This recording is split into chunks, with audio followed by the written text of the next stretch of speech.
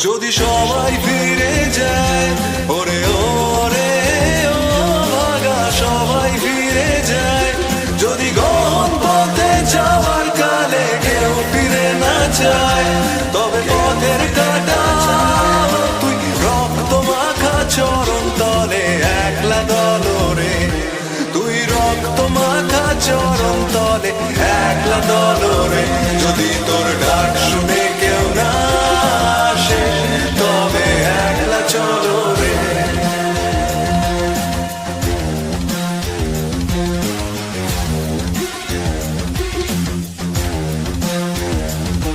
যদি আলো না ধরে, ওরে ওরে ও ভাগা আলো না ধরে, যদি ঝড় বাদলে আধার রাতে দুয়ার দেয় ঘরে, তবে বজ্রানলে আপন বুকের পাঁজর জ্বালিয়ে নিয়ে একলা চলো রে, আপন বুকের পাঁজর জ্বালিয়ে নিয়ে একলা চলো রে, যদি তোর ডাক শুনে কেউ না আসে, তবে একলা চলো রে।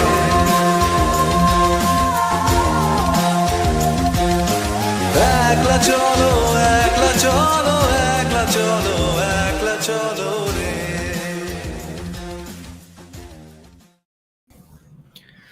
Hi guys, thank you for joining the live stream.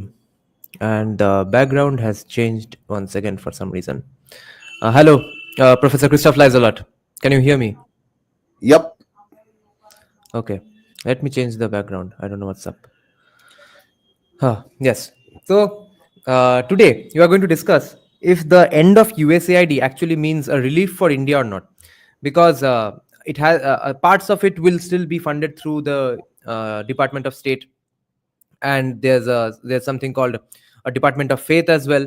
So there will probably be conversion efforts going on, and for conversion efforts there will always be a need to create or further push the Dumontian view of the caste system, because that's the best tool to sow discontent among Indians.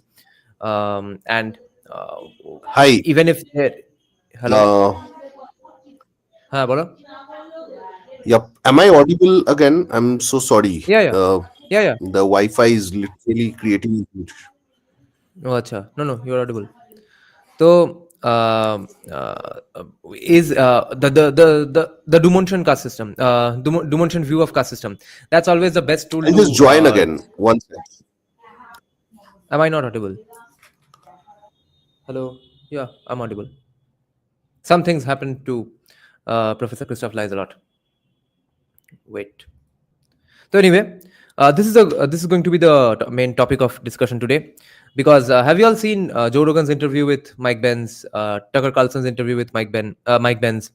So he's been pointing out that that the way USAID was operating, it could be called, some people have called it sort of a Wurlitzer piano in terms of church organs, the way church organs function. A guy Mike Benz was talking about was proud of wait, he's back. Hello.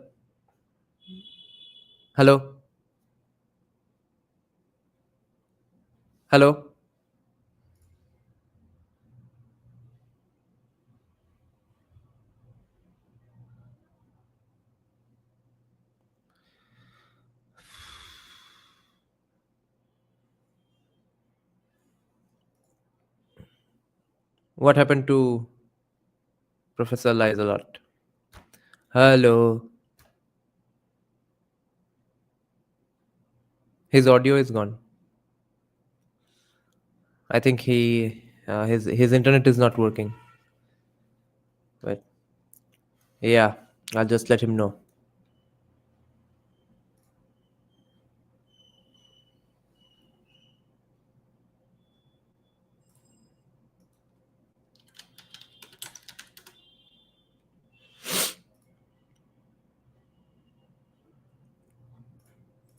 So anyway, there's a guy who's proud of having said that I can play the entire world's media like an orchestra, the way they are on his fingertips, allegedly. And so the first elections that the USAID team, I guess, shifted to their favor by playing into their society, by sowing their people, embedding their people deep into Italy's society, 1948, sowing a sort of a pro-West candidate or a pro-US candidate, and infiltrating every part of society, intelligentsia, academia, journalists, NGOs, even the mafia-run unions. Everything was infiltrated by USAID as a direct example of 1948 Italy elections. And then we know that has gone on the world over, and especially after 1991, probably they tried their hands for the first time, or before, if they were trying it, there were other countries also playing their games. Hello, I can Yeah, sometimes hear I'm him. here. Kiolo. Yeah. আর কি? I তোমার think your তোমার topic ঘরের আওয়াজ first শুনতে পাচ্ছি, তোমার কথা শুনতে পাচ্ছি না। Oh, that's the weird thing. Okay. I don't know. Uh ঠিক I আছে। guess I think but can you hear me now? Is it better now? Yes. Oh, okay. Yeah. Hmm. Because this is So Geo. I'm running on yeah, Mukesh Ambani's goodwill right now. yeah. Um So were you able to hear all of the things I said up until now? Oh, he's muted again. Okay. Uh, you have muted yourself. So anyway, yeah. No. so I wasn't able to hear. Yeah. So the okay. thing is that but what I could gauge broadly was that Hmm. the Italian society was penetrated a lot by USAID, right? Right, That's what you were and saying. that went on for forever. Since then, basically, in every country, they have tried to get their own candidates to run. And now the fun part is that people are calling USAID the world of USAID, the cinematic universe of USAID, basically a movie set. It's such a gigantic machinery and infrastructure of pure and simple propaganda, age old propaganda, at every level. The Since they have basically infiltrated every narrative making machinery in every country, infiltrated them. Therefore they can create any narrative possible, and they can so they can threaten a society, threaten a society's populace, or threaten a society's political class with anything and everything. Now that era is allegedly coming to an end, but what the Americans are most pissed off with is that when these things were passed into law, when the existence of these agencies were brought into the world, it was done with the sort of guarantee that it will not meddle into USA's own affairs, and then it stopped doing that. It started becoming a dragon in the, remember that age old video game in the early black and white phones called Snake 2. It used to Yeah. eat itself up from the tail onwards. So Yes. USAID became something like that, and that's what's pissing off Americans today the most. That हमको क्यों पेला? Why did you start doing this on our own government's own populace?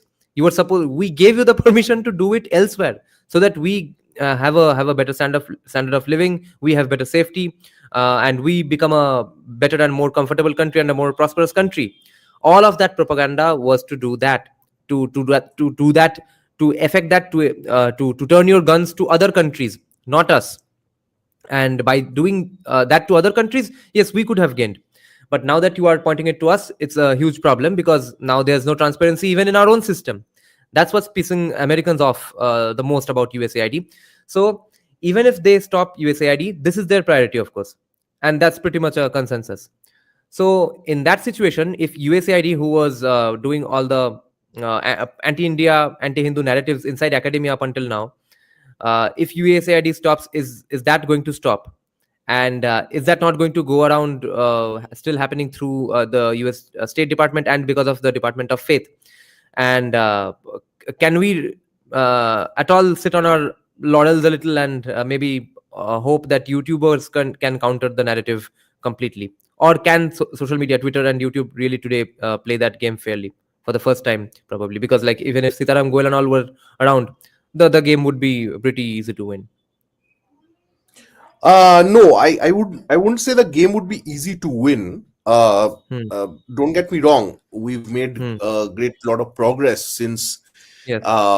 I guess 2013 or 12 or whatever. But remember that academia itself was a very colonial and neo-colonial project. Hmm. uh, if you looked at the Asian studies departments and all that were set up by in American universities in different, and other European universities, top universities of the world, Hmm. these universities had these dedicated departments to studying our kind of societies, Yes. and this is how people like Dumo and others, they came to influence so much of our sociology and history and all that. Hmm. In a sense, you have to understand that despite the USAID is one thing, but even Western academia completely, which is never going to be completely defunded, remember that. uh, that is how they kind of created these perceptions of negativity regarding our cultures. And if you guys want to see Hmm. how that works, there is a series called The Sympathizer on Okay. Geo Okay. Cinema. I Okay. hope you guys watch it, because uh, in the sense that the Sympathizer shows the how the US meddled in Vietnam. Now, Vietnam is a Okay. tricky case because, see, Vietnam had the socialist influence of the USSR and all that, so it's not necessarily the Yes. best case. But here, the funny thing is, I believe, and I think so do you, that somewhere post the USSR, the collapse of the Berlin Wall, Hmm. there has been a confluence of the commies in India and the Americans' interest. The commies in India who want to kind of control without, control the society on their own terms, and make upper caste parties win, like the Congress and the CPIM, which funds their research and their work, and the US. What can I say? The US, which kind of sees us as a backward society and projects us as backwards, and kind of seeks to neo-colonize us from time to time. These two kind of opposing forces, apparently, they are equalized. They are now friends, I think, after the collapse of the Soviet Union. Hmm. So that might be a big factor in bringing together a lot of different actors who have traditionally tried to harm India's interests and Hindu interests in India. Right. Uh, Do you think? Yeah. Go on. remember that academia was never about actually understanding stuff. Academia has always been to control people. So Hmm. even if USAID has stopped or will stop, let's say, Hmm. uh, remember that there are people like Soros and many others, and you can buy intellectuals and professors for very cheap in this country. You can spend Hmm. a few million and you can buy professors and teachers and all that, and newspapers all over this country. Hmm. So you won't be able to really say that all the funding is stopped. I don't think the funding will Hmm. stop overnight. Yes, Hmm. one aspect of it might stop, one Hmm. arm Hmm. of it might stop, a powerful arm, but that doesn't mean anything in the The long run. social justice arm will probably stop, but the reasons for social justice, that research arm is not going to, the fake I don't manufactured think reasons of social justice is it's not going to that stop. easy to get rid of those guys, because, like I said, it's not that costly. You spend a few $1 million and you can buy so many people in this country. It's not even hard. It's not even difficult Hmm. to do, and they've already kind of set the the grounds for all this. Yeah. So, when do you think Indians started to realize this? Was it people like S. Gurumurthy and all? Though they were hardcore socialists, so they have always had a reason to hate USA. But do you think people like that were the ones who first started to diagnose this problem?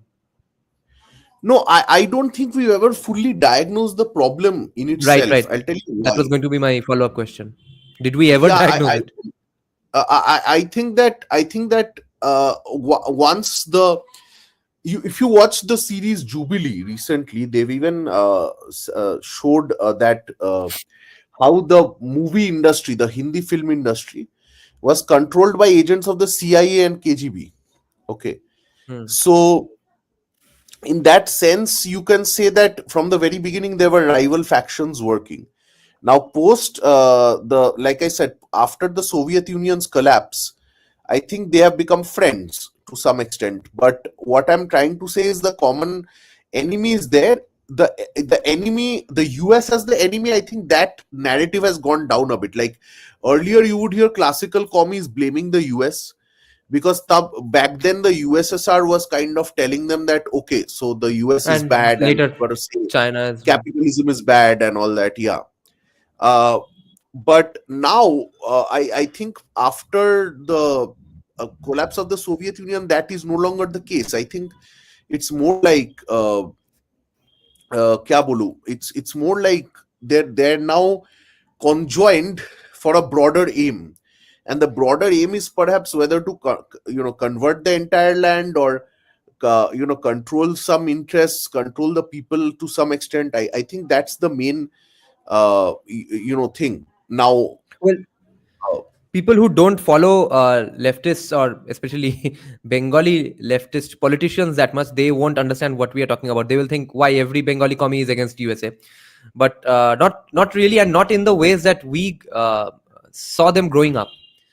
Because yeah, Martin yeah, yeah, yeah. Shamrajyabad, terms like that, slogans like that were the mainstay almost 24/7. That's not the case anymore.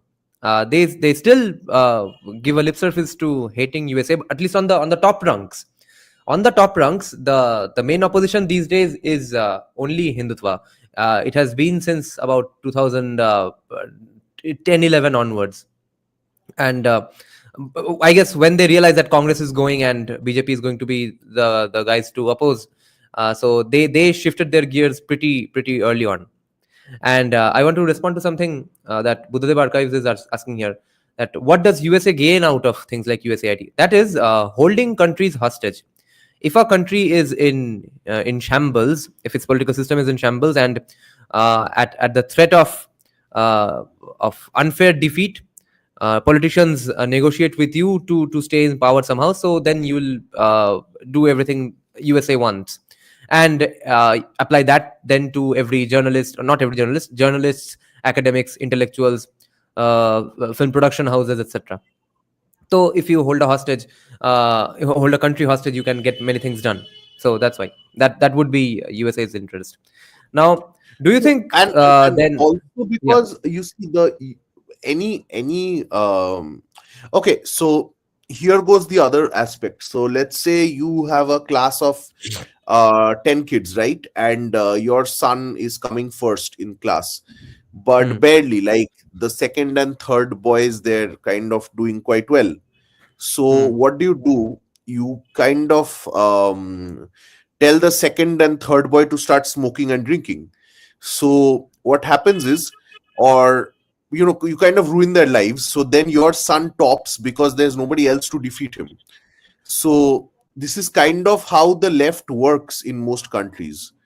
Um, they work by kind of, they are the virus that people, the powerful people give to you, so that you aren't even not able to compete with them on their Yeah, remember on. in Three Idiots, Chatur used to hand over porn magazines right before the night of the exam. Yes, yes, yes, yes, yes, yes, yes, yes. Precisely. And commies have always been that. See, communists have always opposed anything that is see, so they never opposed Tatas and all their monopolistic business practices. They never did that. Right. They did that when they were in power, and they had their unions to take care of, which were back then not being run by US. It was being run by some other country. That's why.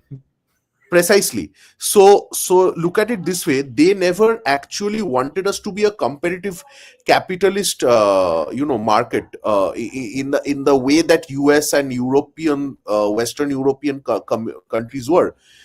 So the best way to do that was to actually keep us keep us hostage to a few companies, to a few corporates only, Hmm. and certain state interests and state sponsored kind of actors, Hmm. who would control every aspect of your life, Hmm. the which includes the bureaucracy, many big leaders, foreign, Yes, I forgot to mention the word bureaucracy for the last 20 minutes. I'm feeling thirsty.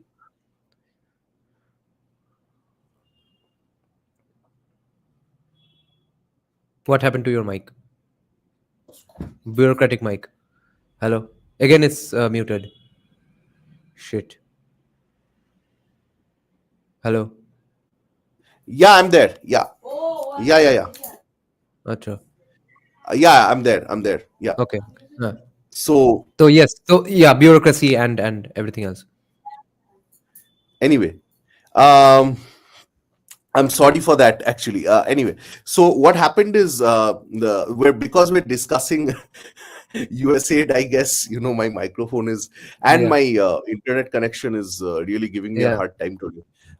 This Yeah. is why I don't discuss these controversial things so often. Yeah. My point is that, what happens is, in a sense, uh, because in a way, if you keep a country like India with a massive population, uh, in control of a few people, a few bureaucrats, and a few parties, and a few unelected people, you kind of essentially hold a certain you hold a large group of people in this entire planet, Yeah. hostage, and you have a cheaper labor supply. That's what we essentially are for the West at this point. Hmm. If that's, we've always had that function, and that's why Hmm. you see the outrage also against Indians doing well in the US right now, because Hmm. I guess we weren't the kind of slaves that we were supposed to be. And Hmm. a few section of people don't like that, which is why you will Hmm. notice that whenever Indians start doing well, narratives Hmm. on caste and all these, Indian problems, they start aggravating, they start becoming funded, and they become popular in the social media, Yeah. and among academia.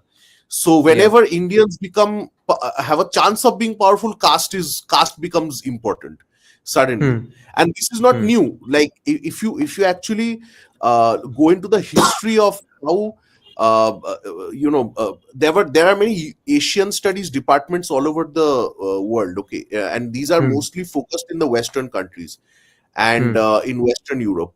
Hmm. So what happens is that, in Western Europe, you will find that, and even in the US, these departments, they study a lot of these, the Asian countries. Like, you will have Japanese studies, Chinese studies, Korean studies, India studies, South Asian department, okay, Hmm. Middle East department, all these departments, okay. Hmm. And they have these professors, who are tenured professors, very powerful and important professors. Now Hmm. you might think that these people are just studying, these guys, but actually many of these were funded by the CIA, back in Hmm. the day. And Hmm. this is not even unofficial. This is like, I think This is later open on, source information. this is, I couldn't Open hear source you. information because it's Yeah, done this is through not so even many new. layers Like, of this is not even agencies. something, Yeah. this is not even something, exceptional, or something that we're digging out of somewhere. This is well known, and there have been academic papers and all written about all this.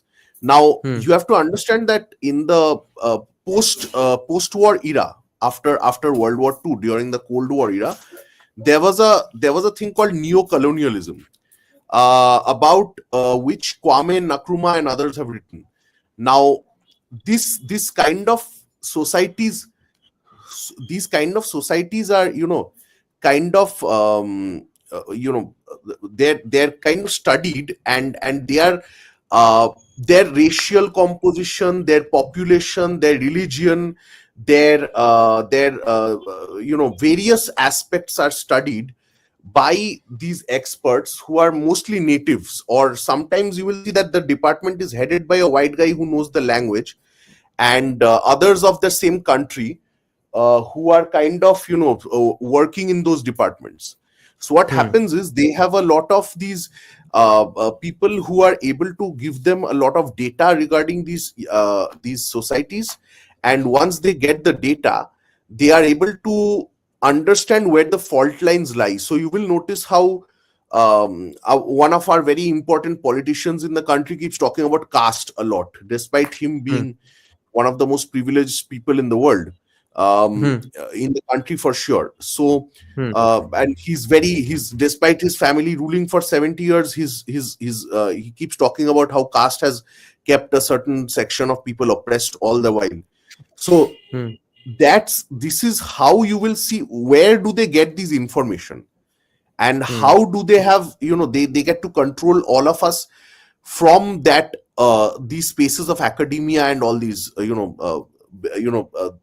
the privileged spaces of, I guess, Washington and Pentagon and all these places. I don't know exactly where how these things go on, but I can tell you that the universities are definitely up there, if you're not focusing on those. Yeah. And universities like Harvard and Yale and all these things, they have millions of dollars at their disposal, Yeah. because they have been funded by a lot of their alumni, and they have millionaire donors, they have foreign donations. So don't think that this is going away anytime soon. I don't think it will. Yeah. uh, I think Trump will stop the state funding, but Hmm. the other aspects, the other sources of their funding won't stop anytime Right. soon. Yeah, yeah. It will be funded in other ways. So only the aspects that were meddling with USA's internal politics, only those will be stopped. So here Abhay's concern or accusation that it was US through IMF who forced India to liberalize economically. That is this S. Gurumurthy way of concern as well, and way of criticizing the 1991 reforms. Now that sounds a pretty plausible accusation to me, but could we have done it or done without that 1991 reform? Was that a was that just a happy coincidence for US that we were in that desperate a situation anyway? No, look at when it happened, right after the Soviet Union collapsed, right? Like there are ways to understand how this thing went down. Hmm. I think that what they saw in India was a big potential to grow without the Soviet influence, Hmm. and I think they kind of allowed us to grow at that time. But then again, it wasn't so bad. Like today, we're able to converse in English. We're talking to each other on the internet. We have despite the horrible uh, per capita GDP numbers, it's still not that bad. Like our country is doing decently fine after, despite a pandemic and all that. So I guess liberalization did help us. It's not necessarily that liberalization was a bad thing. So let's take a few things into account here. So when you shared that thing where digital payments were supposedly a Hmm. USAID thing, right? Were being Right. pushed by USAID. Um, then one starts asking that, if these USAID people want us to do digital payment, so is digital payment a bad thing? uh, I don't think you have a choice sometimes. That's what I'm saying. You don't necessarily have a choice in this whole matter. If the powers that be want you to behave in a certain way, I guess sometimes you have to behave in that way. But what you Hmm. can have are kind of negotiations on the table, perhaps. um, mm, it might work, it might work out for us all, in the sense that you carve out a niche for yourself, in even despite these kind of controlling interests. Right. Shayak is making an interesting point here that can't it be said that it was USSR who kept stopping India from liberalizing? Because if you say that US forced India to liberalize in 1991, so why can't we say that USSR forced us to not liberalize until 1991? Because Yeah, yeah, maybe a there lot of were the roots of politicians. liberalization by Indira Gandhi in the early 80s, but it never worked. Like after Indira Gandhi's death in 84, the basically the a lot of things started happening in the 80s that were very uncontrollable, right? Like Hmm, the Khalistan movement and all that stuff, like Indira Gandhi being killed, and then eventually Rajiv Gandhi being killed early in the 90s. So hmm, what you have is essentially a very unstable landmass, and even through the 90s you have a bunch of these governments that came and went and all that, like 6 months, 12 months governments. hmm, Everyone was becoming a prime minister every now and then. So back then it was such an unstable time that hmm, essentially you could see how we were kind of released from slavery of the USSR, but we weren't even close to stability. At least what we hmm, had in 2000s with Atalji's government, and then or even Narasimha Rao's government for that matter was better in that sense. hmm, But even after that, we've essentially had a very unstable country till 2014, right? hmm, And if you think about it, even if let's say, I think somebody wrote in the comments that oh, Modi's a CIA agent and all that. I'm not saying anything, but the point is that even if somebody is something, let's say, remember that you don't have much of a say in the whole matter. What you can think of is how you can benefit from an existing problem, existing issue, or an hmm, existing kind of situation. That's how you can kind of understand where to go. hmm. What about the nuclear deal? Who do you think was playing whom, and who in the end benefited? Which one side or which two sides? No, we've discussed this many times, but I'll go about it. The nuclear deal certainly was a American thing to begin with. Uh, they made it look like in the movie, at the accidental prime minister, they made it look like Manmohan Singh had a lot of say in the matter. I don't think he really did, as with anything under his regime. I think somebody else was pulling the strings as usual. But I'm also interested in the MOU that Congress signed with the CCP. I don't know how. Like, I think they were all friends at that time. Like, there were kind of friends across all over the place, essentially. Now, what happens after uh, you know Obama comes to power? That's something else. Obama came to power in 2008. After Hmm, that, what exactly happened, I don't know. Certainly, I don't think it was a massive change. Like, Obama was very much a uh, you know very much a player of the same games that George Bush was playing. He wasn't very fundamentally different from George Bush as a president.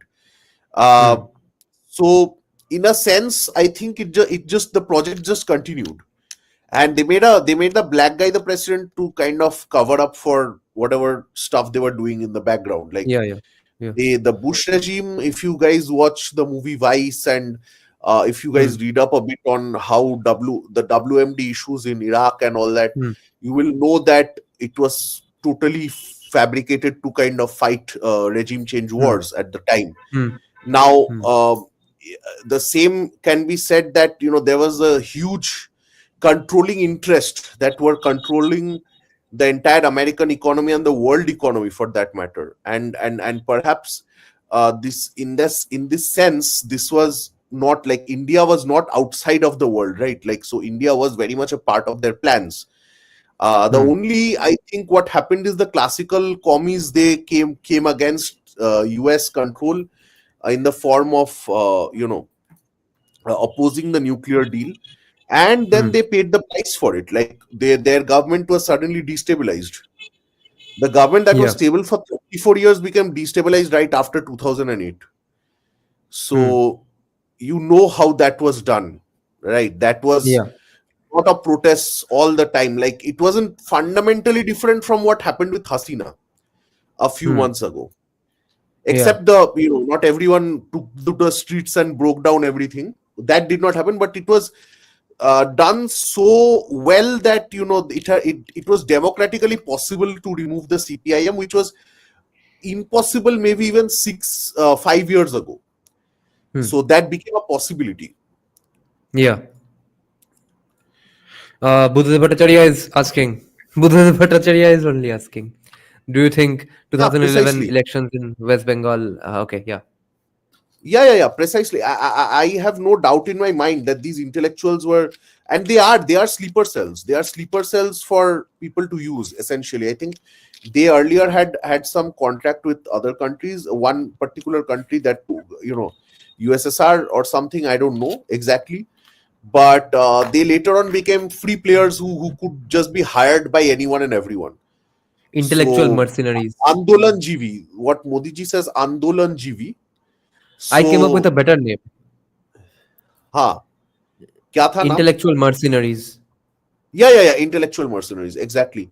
And they you will see the selective outrage.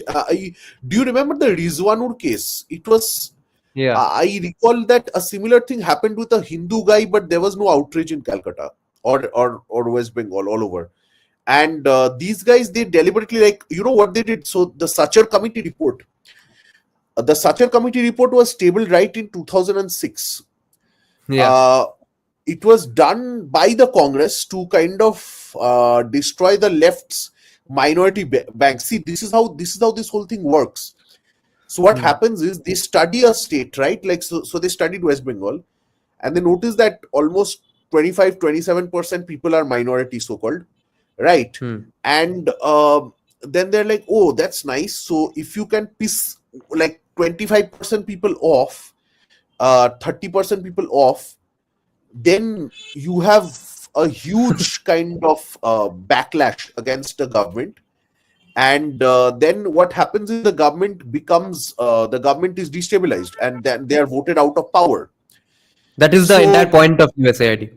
That's the model of the story. yes, and think about it, that how the Rizwanur case happened in West Bengal, where Rizwanur was allegedly murdered by a guy whose her daughter he ran away with, or married, I don't know. And then the chief minister was indirectly implicated in the whole issue. Buddhadev The Bhattacharya. commissioner was also implicated.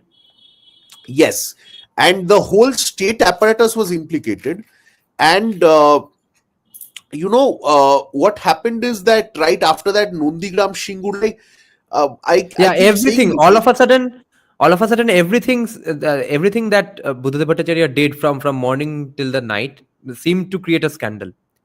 It was a yes. complete last 5 years of only scandals and scandals. Everything that Buddha You know Bhattacharya the was funny thing. touching was Despite turning to ash. all this, Yeah.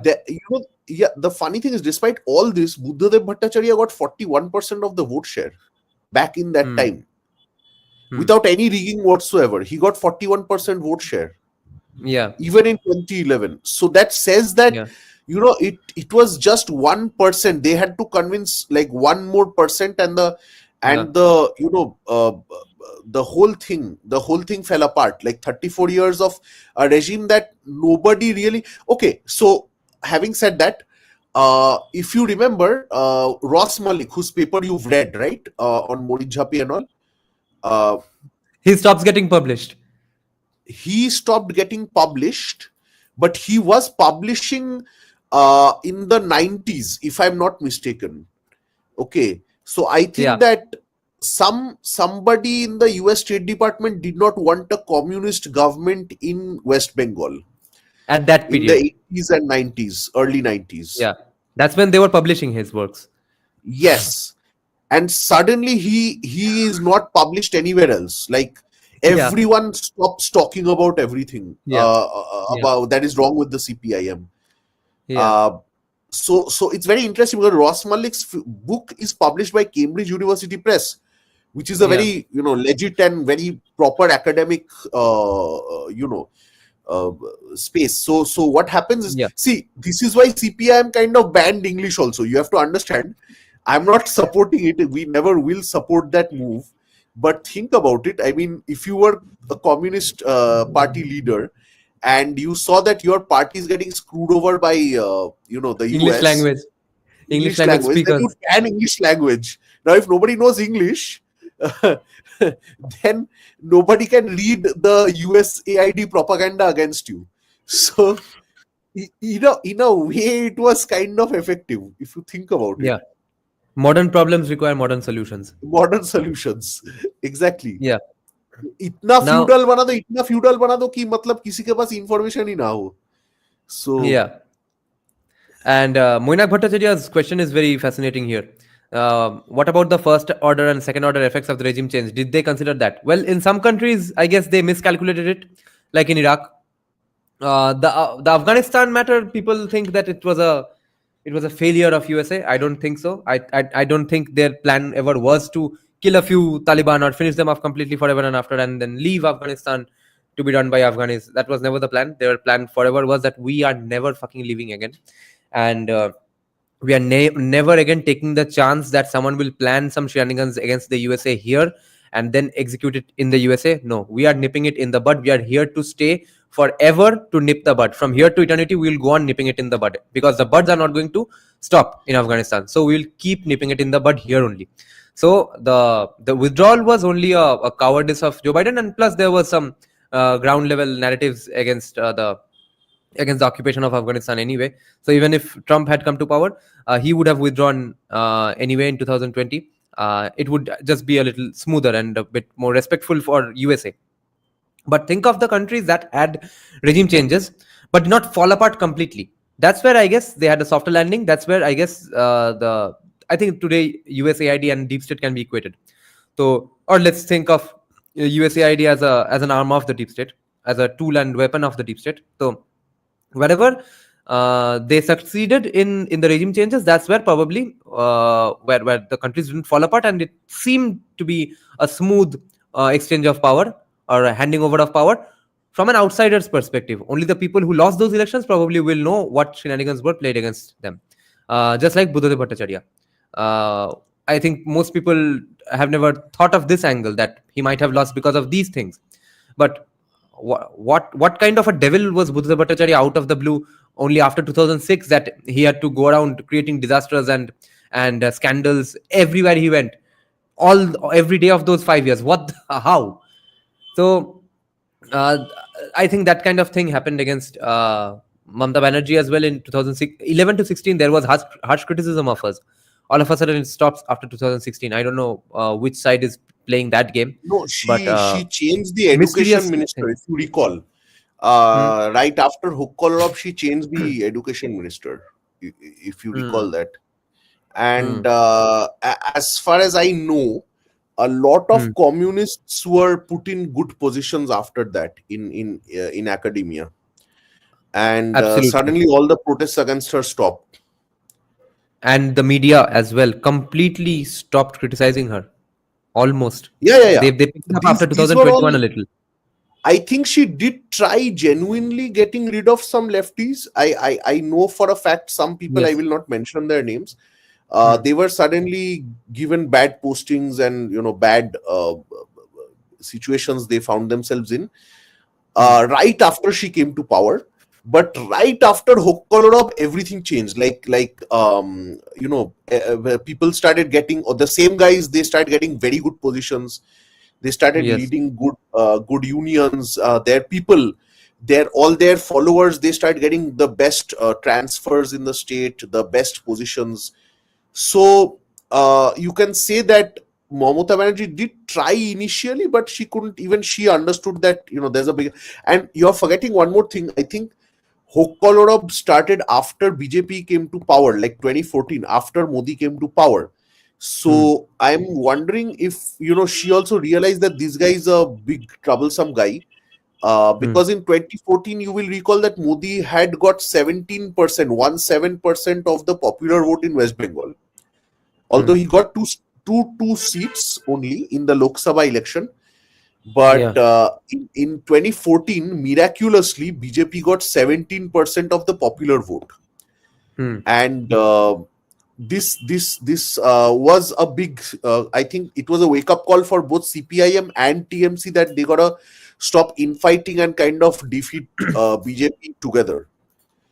Yeah. So yeah, exactly. Buddhadev Archives has said something very important. This is exactly how it worked, and even a lot of uh, you know Congress guys were included in the party. As far as I Hmm. understand, there is a very great MP who is good with her English skills. That person is actually a more closer to the Delhi elites than the Bengal elites, but she is kind Hmm. of part of the TMC, very important part of the TMC, Yeah. despite not being liked by some top Yeah. leader. Okay. So these are kind of games that I think Mamata Banerjee Yeah. understood that she had to play to stay in power, and she Hmm. did it. She saw that the left is a devil she knows. Modi is the devil she doesn't know. So Hmm. I guess that's why she cracked. And see, in the center she had the setting. So I think she's playing everyone essentially, and you gotta Hmm. respect her. Hmm. So 2016 is seems to be a very important and significant year in this context, because 2016 is the year when Mamata Banerjee all of a sudden stops getting too much criticism. 2011 to yeah, yeah, 16, yeah, she yeah. was the devil in Bengal. And 2016 is the year when Mike Benz finally discovers USAID. He had been investigating other stuff and concludes or starts following this particular thing, this particular beast. 2016 onwards, it I guess he stumbles upon the shenanigans of USAID 2016 onwards only. So But that's where I'm I very guess they started surprised. screwing See, up. Mike Pence was a evangelist lobby ka guy, if I'm not mistaken. Okay. Mike Pence or Uh, Mike or Benz. The Benz is the guy who is or discovering the Benz. USAID. Ah, ha, ha. Yes, yes, yes, yes. Yes, So yes. Mike Pence was the VC of Trump in the Yeah, yeah. first term, VP. and Yeah, Mike Pence, interestingly, Trump did not have the initial support of the evangelist lobby, yeah. the white Christian hallelujah lobby, Bible Hmm. thumpers. So he Hmm. needed Pence, and that's what I'm saying. Like one, a very core base of Republican voters comes from these Bible thumpers. Okay, Hmm. who are I'm not who are the same guys who hate Vivek at this point. Hmm. So this is exactly how it's kind of working. Like uh, if the Department of Faith that you're talking about, the Ministry of Faith or whatever, Hmm. that is the arm that kind of has the support of these kind of evangelists. So if you guys watch Yeah. this series on Geo called The Righteous Gemstones, or even if you watch John Oliver's show on this thing on the evangelists, right? American evangelists, they are filthy rich American evangelist church people, Yeah. and Yeah. Yeah. you have your own version of that in Bajinder Singh, Pastor Bajinder Singh in Punjab, Okay. and they own like crores and crores worth of land and assets, and it's very easy to kind of, so I think they've realized that the old ways of just pissing people off and controlling is not there. You need good old weapons, tested weapons like faith. That's Hmm. how we have been repeatedly colonized and destroyed. uh, Yeah. and I think that the Ministry of Faith or whatever, they are going to kind of talk about the persecution of Christians in India very soon, and also they are going to talk about caste, I think, because again, that's the good old way to divide Hindus, tried and tested also. So it might just Yeah. work. It might just Yeah. work. That's actually going to be my segue. But let's just take Buddhadev Archive's good question here. He's asking, has U.S. intervention ever bettered the case for any country ever? Wherever they go, they create a mess. Here we will have to ask ourselves or ask each other that uh, there were stuff like the 1991 liberalization or the nuclear deal, which we were either too desperate in a position to say no, or we were too desperation in a position that yes, that would actually end up benefiting us as well. I guess it was a win-win situation then, or a survival win situation, survival for one side, win for one side. No, think about US. Don't think about US intervention always as this like colonizing thing. Think of it also as how it was A before the deal. collapse of the Soviet Union, right? But that was all Certainly, it bad. was. Yeah, I couldn't hear you. But that was all bad. Yeah, I mean, not everything is completely bad or completely good. So think about it this way: Hmm. U.S. intervention in Southeast Asia, right? That Hmm. kind of stopped the spread of communism in that region. That saved Japan and Taiwan and all these other places. So it's not necessarily always the bad thing, right? Like, uh, I don't know. I given a choice between USSR and being a lackey of USSR or US Yeah. pre 1990s, I would say being a Yeah. lackey of US could have been better. I'm not saying it would have. I'm saying it could have been better. No, that's what I'm We'll saying. never. That pre 1991, the kind of colonization that 1991, pre 1991 India had, that was all bad. Yeah, yeah, yeah.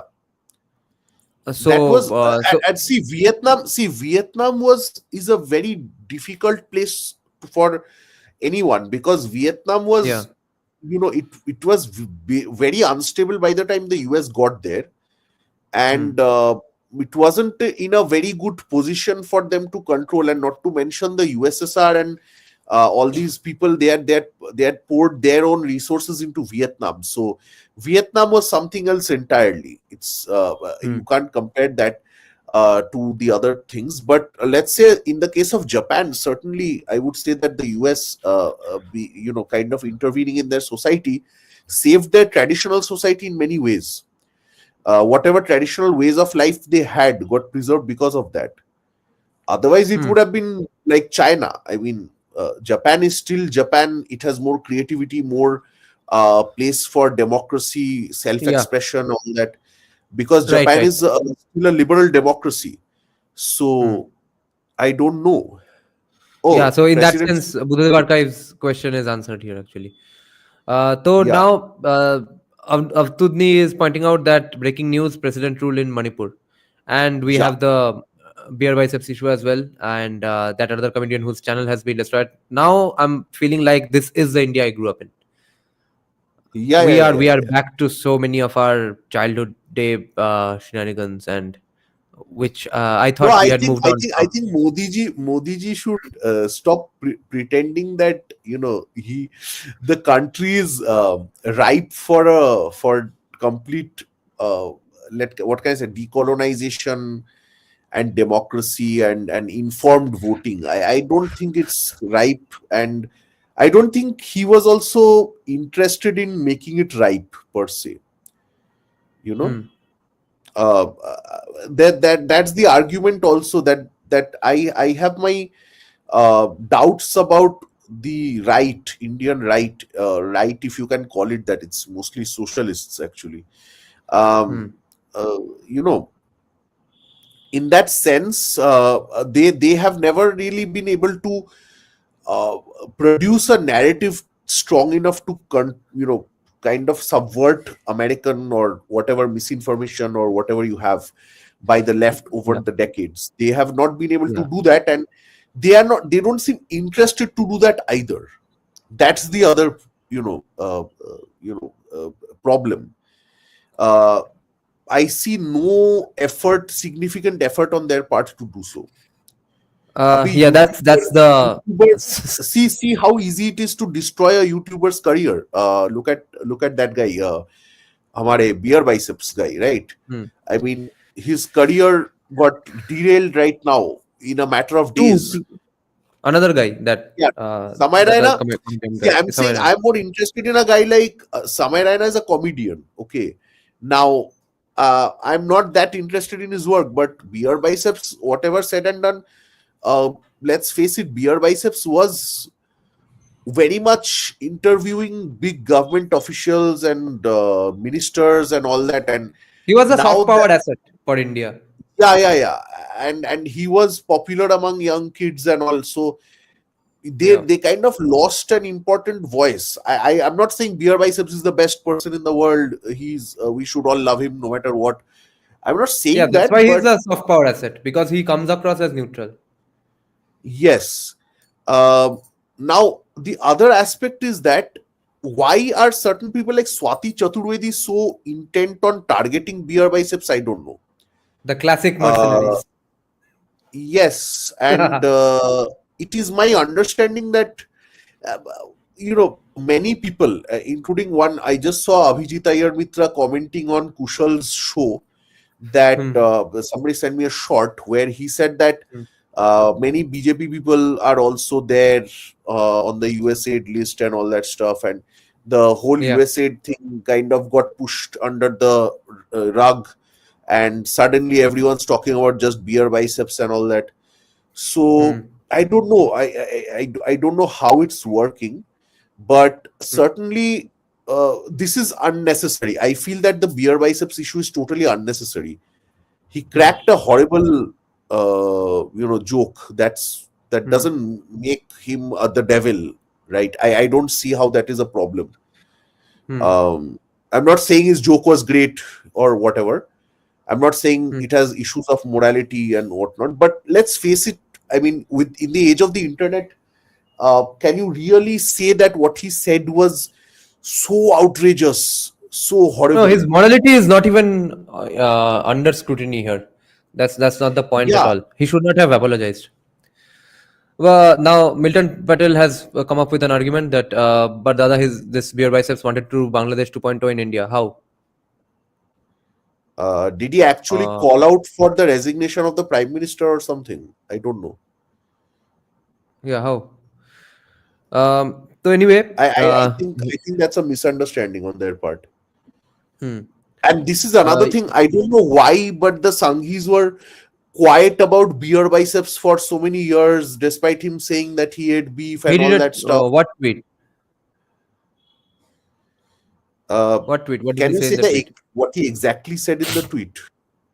Yeah, and the Uh, date. Okay, so SGN is saying, do you know that, yeah, someone once blamed the left and said that left's cancel culture is the reason why we don't have good comedian like Schulz and all. Yes, everyone has a reason to throw these people under the no, bus. and I These are, don't get it. You see, look at how this guy is. For example, bhai, if you can, one point of time, all the top politicians of this country, including I think some in the Congress and the left, all sharing the stage with a guy like Zakir Naik, right? And uh, they've done all that. I don't see how they can talk about what goes and what doesn't. And what's worse is the BJP support base. Suddenly everyone's holier than thou. Nobody likes beer biceps suddenly, but they were watching his podcast like 2 days ago. It's very problematic, like when you have such a flimsy kind of base in your country. No wonder nobody builds roads and gets votes in this country, because no, because the entire unfair criticism that beer biceps has always faced from both sides is that he's not a total. I mean, he's not a complete right winger. Why isn't he a complete right winger? That has been the criticism from the right, and from the left, the criticism has been that why is he such a right winger? So it can't be apparently that a guy is just not fully a right winger and neither is he a fully a left winger. Someone cannot be a casual layperson centrist who is a normie.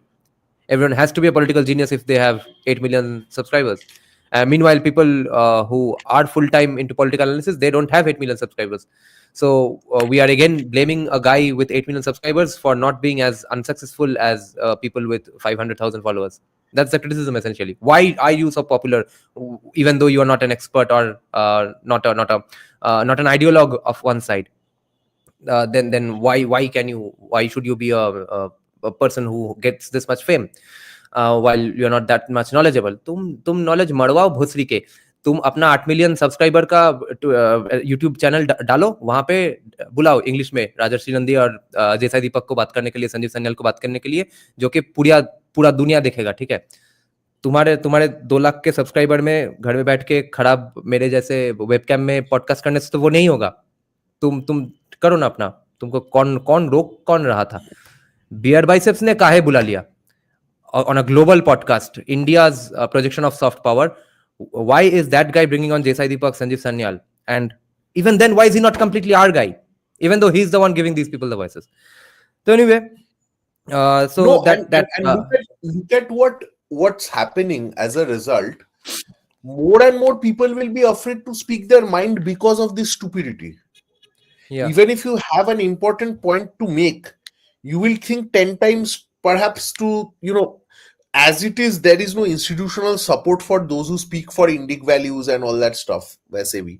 yeah, On top of that, people like you or me who don't really fall into this whole trad thing or commie side at all, and we're for a more liberal academic discourse that is at some place, pro India per se, let's say. hmm, We have already a very shrinking base, right? We have a very hmm, small base to begin with, yeah, and through because of the fear of offending people who get offended at literally everything nowadays. I mean, I don't see what's even the point of people speaking their whatever. And look at it, it's such a waste of energy. It's such a, more importantly, you could use all the time that you used for tweeting and writing Facebook posts and all that, whatever you do against this the beer biceps guy. uh, you can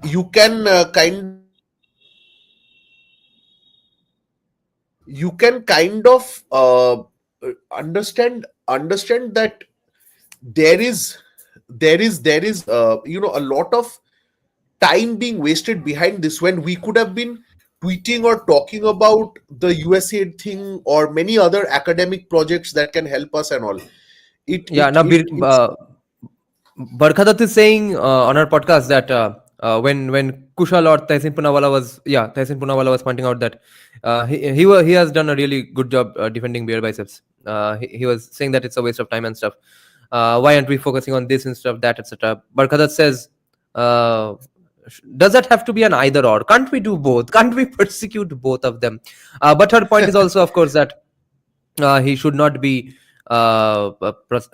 persecuted or prosecuted. But she did 2 3 other insane things. First, she was going on pointing out that Bear Biceps had videos called Ladki Patana.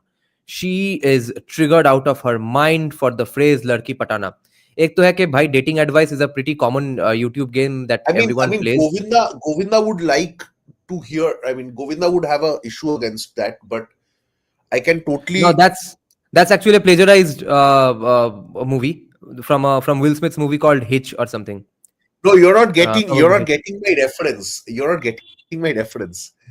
Yeah, you're talking about Salman Somebody Khan's is. movie, right? No. I'm Oh, okay, saying okay. Barkhadat looks like Govinda nowadays. Oh, okay. They I look went a like step long ahead. lost. They look like long lost twins. So, I see. So so dating advice is a common thing anyway. And if Ladki Patana is in fact a bad phrase, well, if the stuff he was suggesting, if that works, then that's a sad indictment of other people. But thirdly, one guest said that people like Beer Biceps should be swatted on the head. Barkhadat smiled and laughed. She said then that guy said that he should be in my heart I feel the urge to see people like Bear Biceps get thrown into a corner and the keys thrown away. Barkhadat laughed and smiled, but she is standing no, up for her. I'll And tell you why Barkha is so angry at this point. You see, yeah, because the Desai um, Deepak thing. no, that is one aspect, but I'll tell you something Hmm. else as well.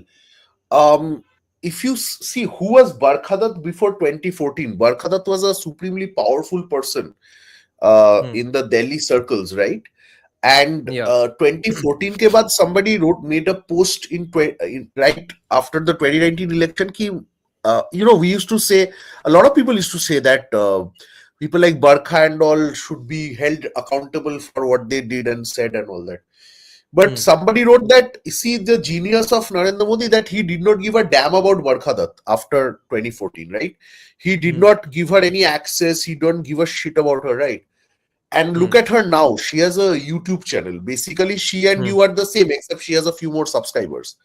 So that's what Modi ji reduced her to being. At one point of time, she Hmm. was plotting who will be the ministers, and now Hmm.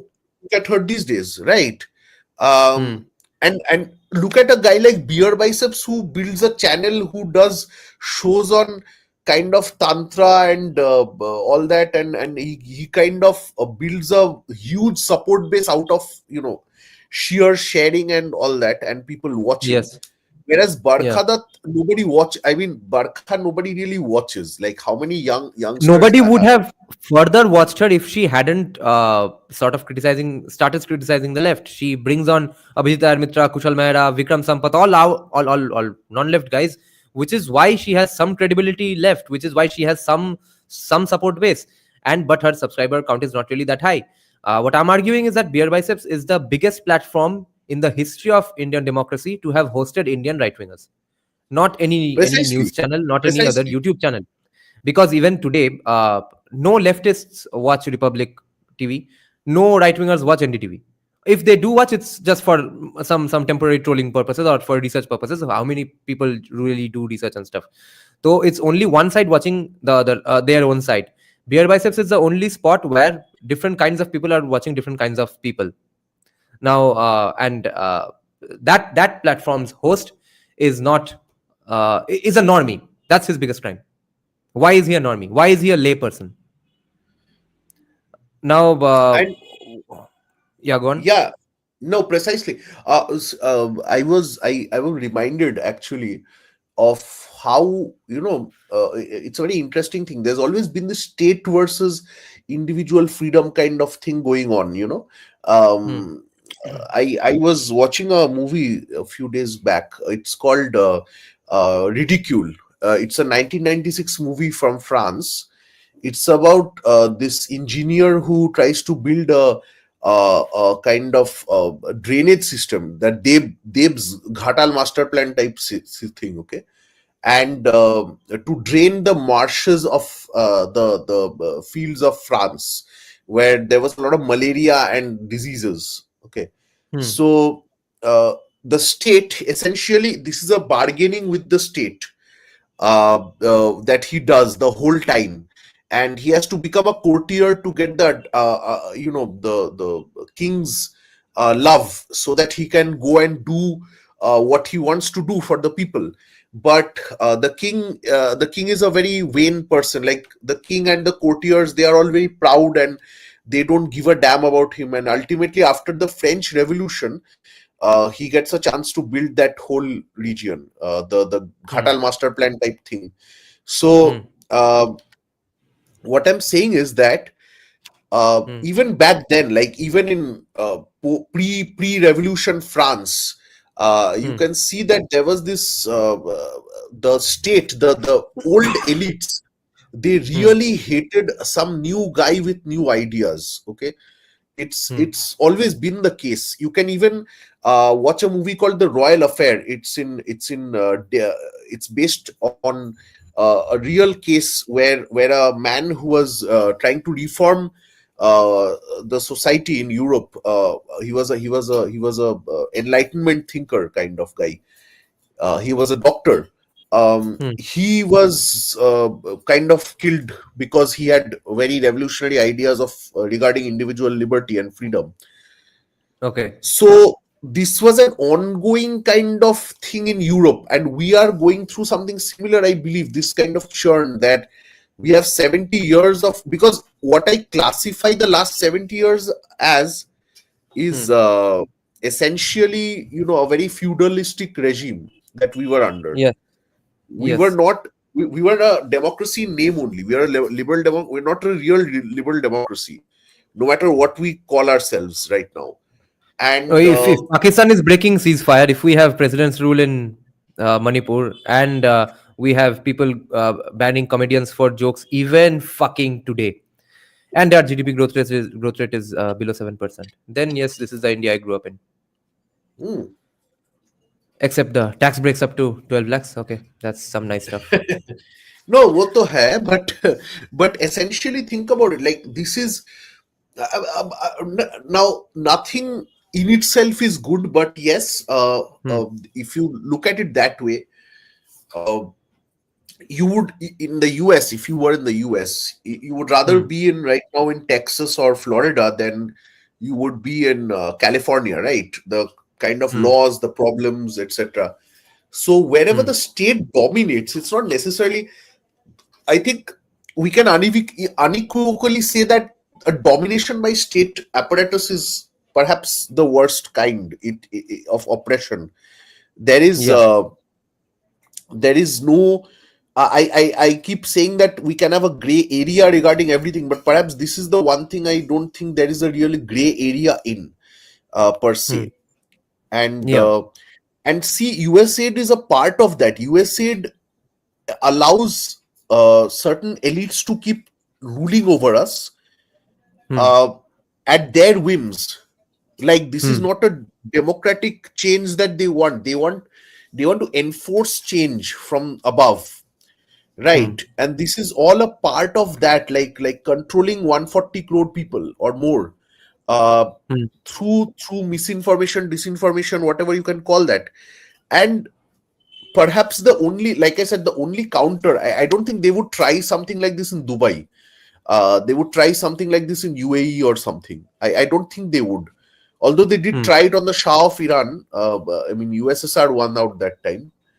Hmm. Uh, but it's interesting. Like, where the people have more wealth, I think the chances of rebellion are less.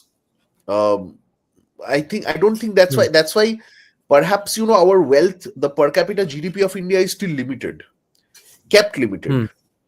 Hmm. Because if you have more wealth, chances of you rebelling become drastically less on stupid Yeah. topics. Yeah. So perhaps that's one more aspect why we are Yeah.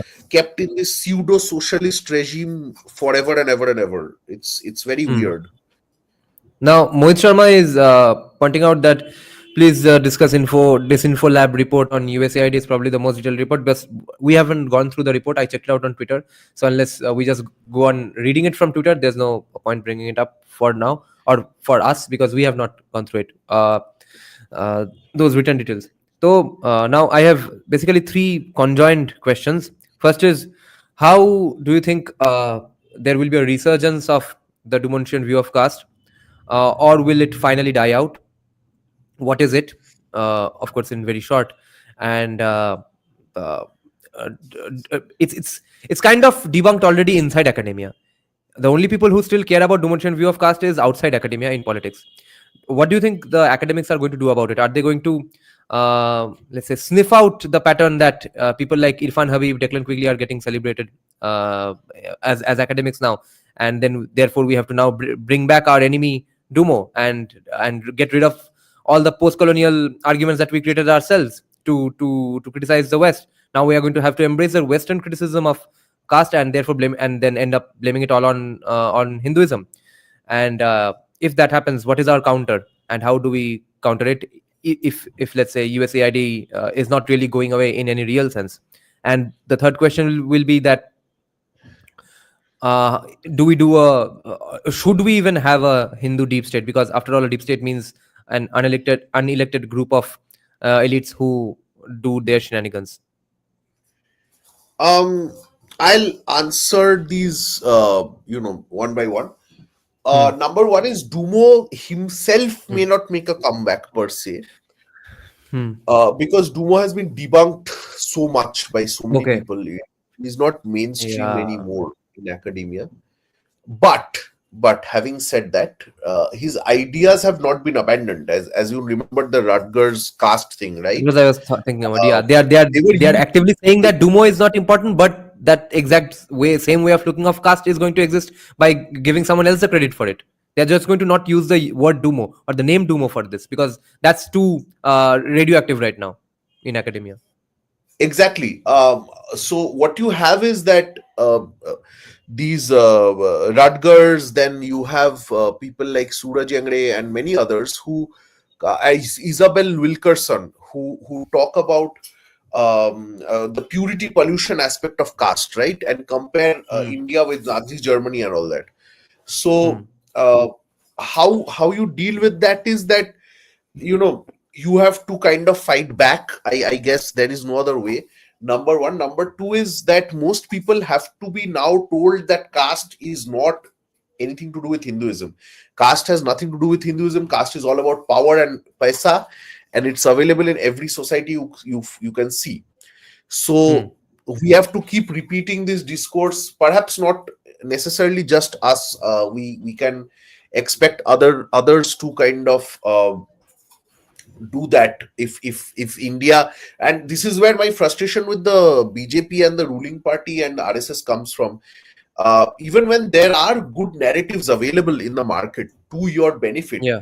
you have no idea how it works, Yeah. right?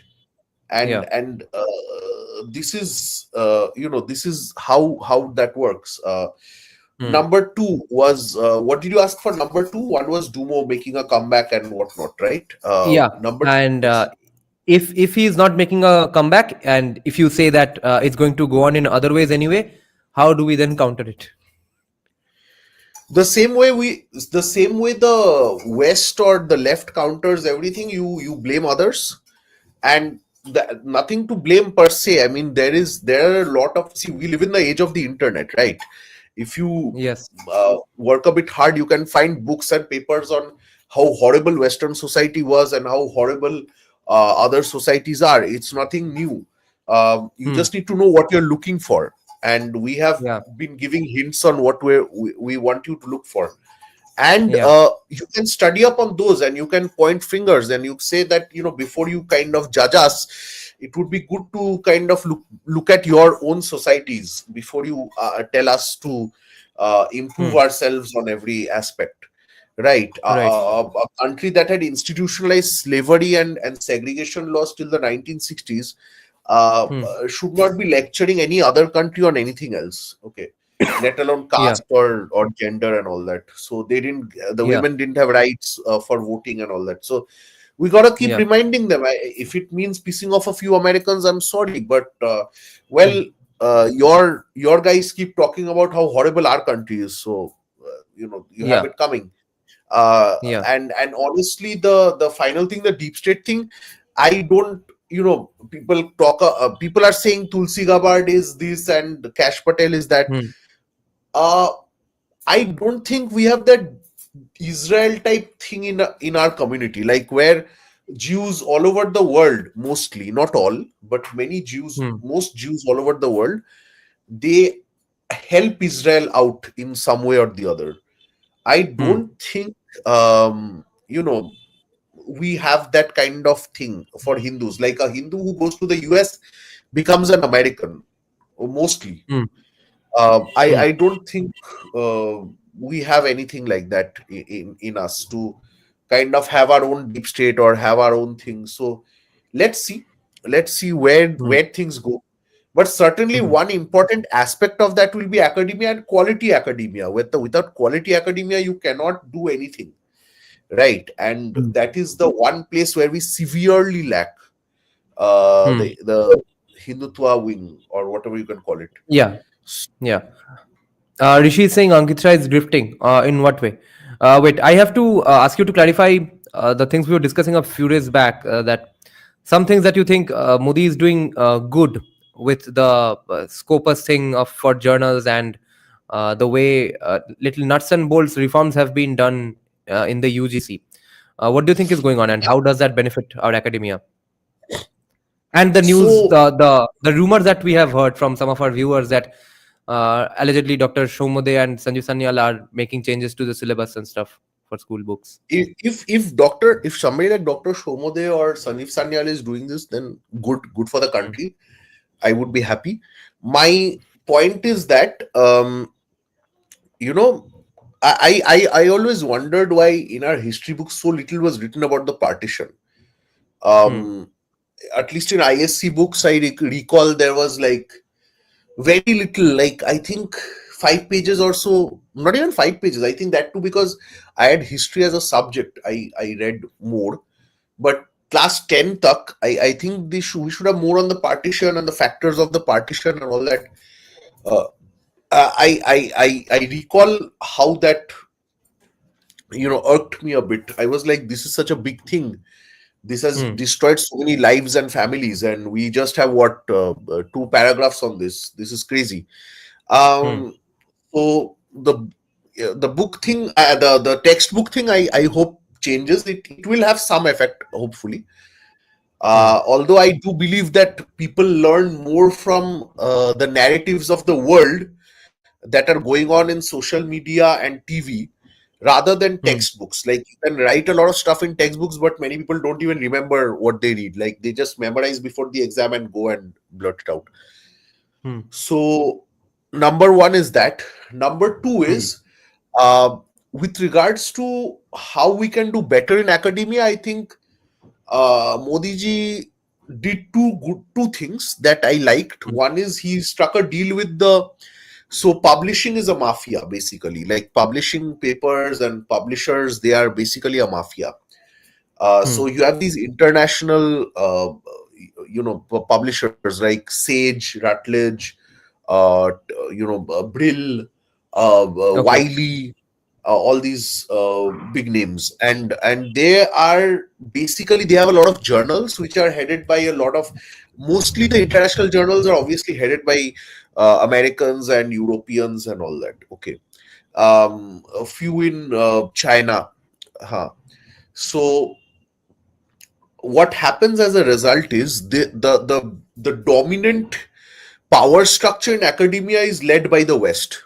Okay, Hmm. uh, the West में जो लोग बैठे हैं, they kind of create the thing. They create the whole knowledge that is being produced at this time, like any narrative that is first produced in some journal somewhere or some Hmm. PhD thesis, and then that is spread through social media and political channels and all that stuff, right?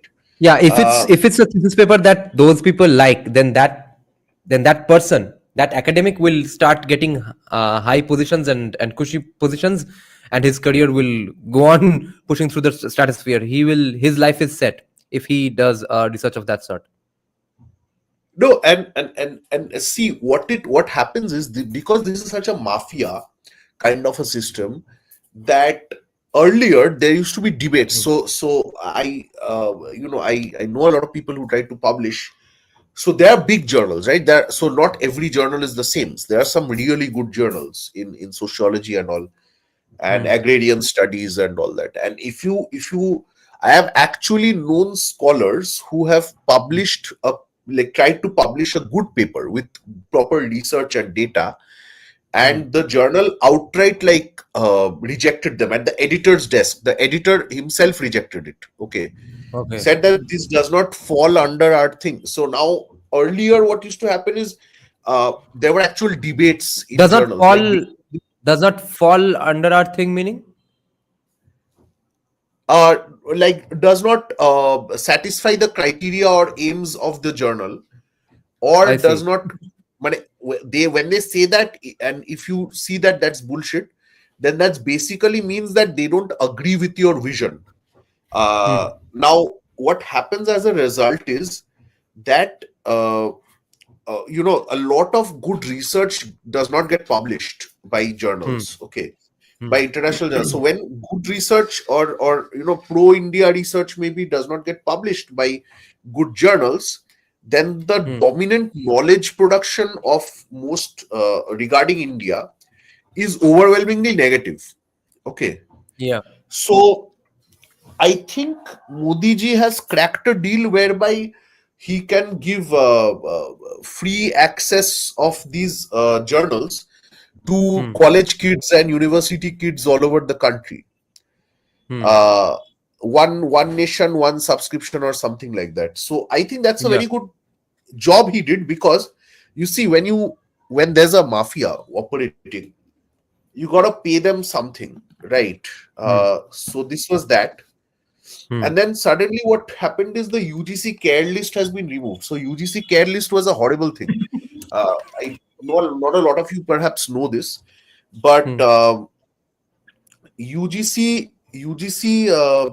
care list is basically, uh, it was a list created by Indian bureaucrats who wanted to rank Indian journals, so that, if you, let's say, published in one of those journals, you can get a, it can be counted as a publication. Matlab, kahi pe bhi chapwa diya, that doesn't work. So that has, so internationally, how what that happens is there's a Scopus index. Okay, so let's say there's a Okay. good journal which is internationally reputed, or even if it's not a reputed journal, it's a decent journal.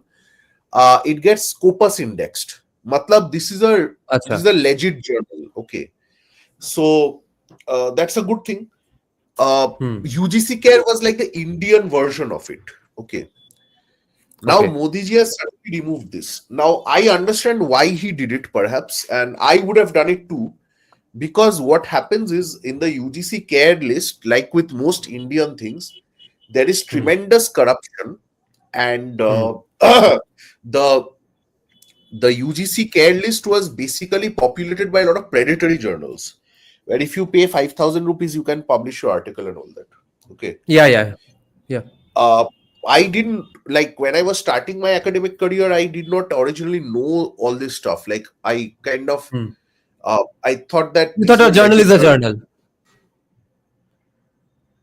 Yeah, I couldn't hear what you said. I said that you thought as a kid that any journal is a journal. A journal is a journal. Precisely, exactly. And then I, now I know of, and not just now. I mean, quite a while back, I realized that these were not actual journals, and they had no proper peer review process and all that.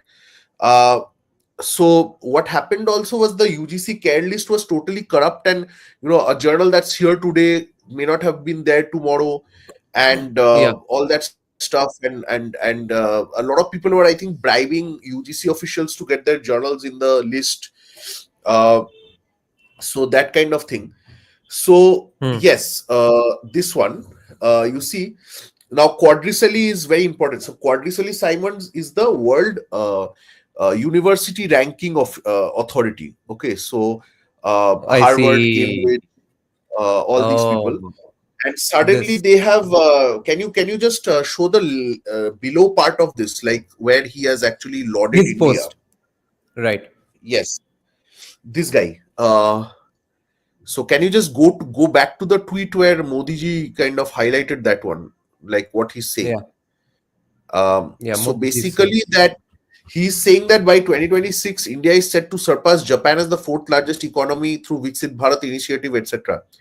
And uh, basically, Narendra Modi retweets this and says that we are great, we love you, etc. Whatever.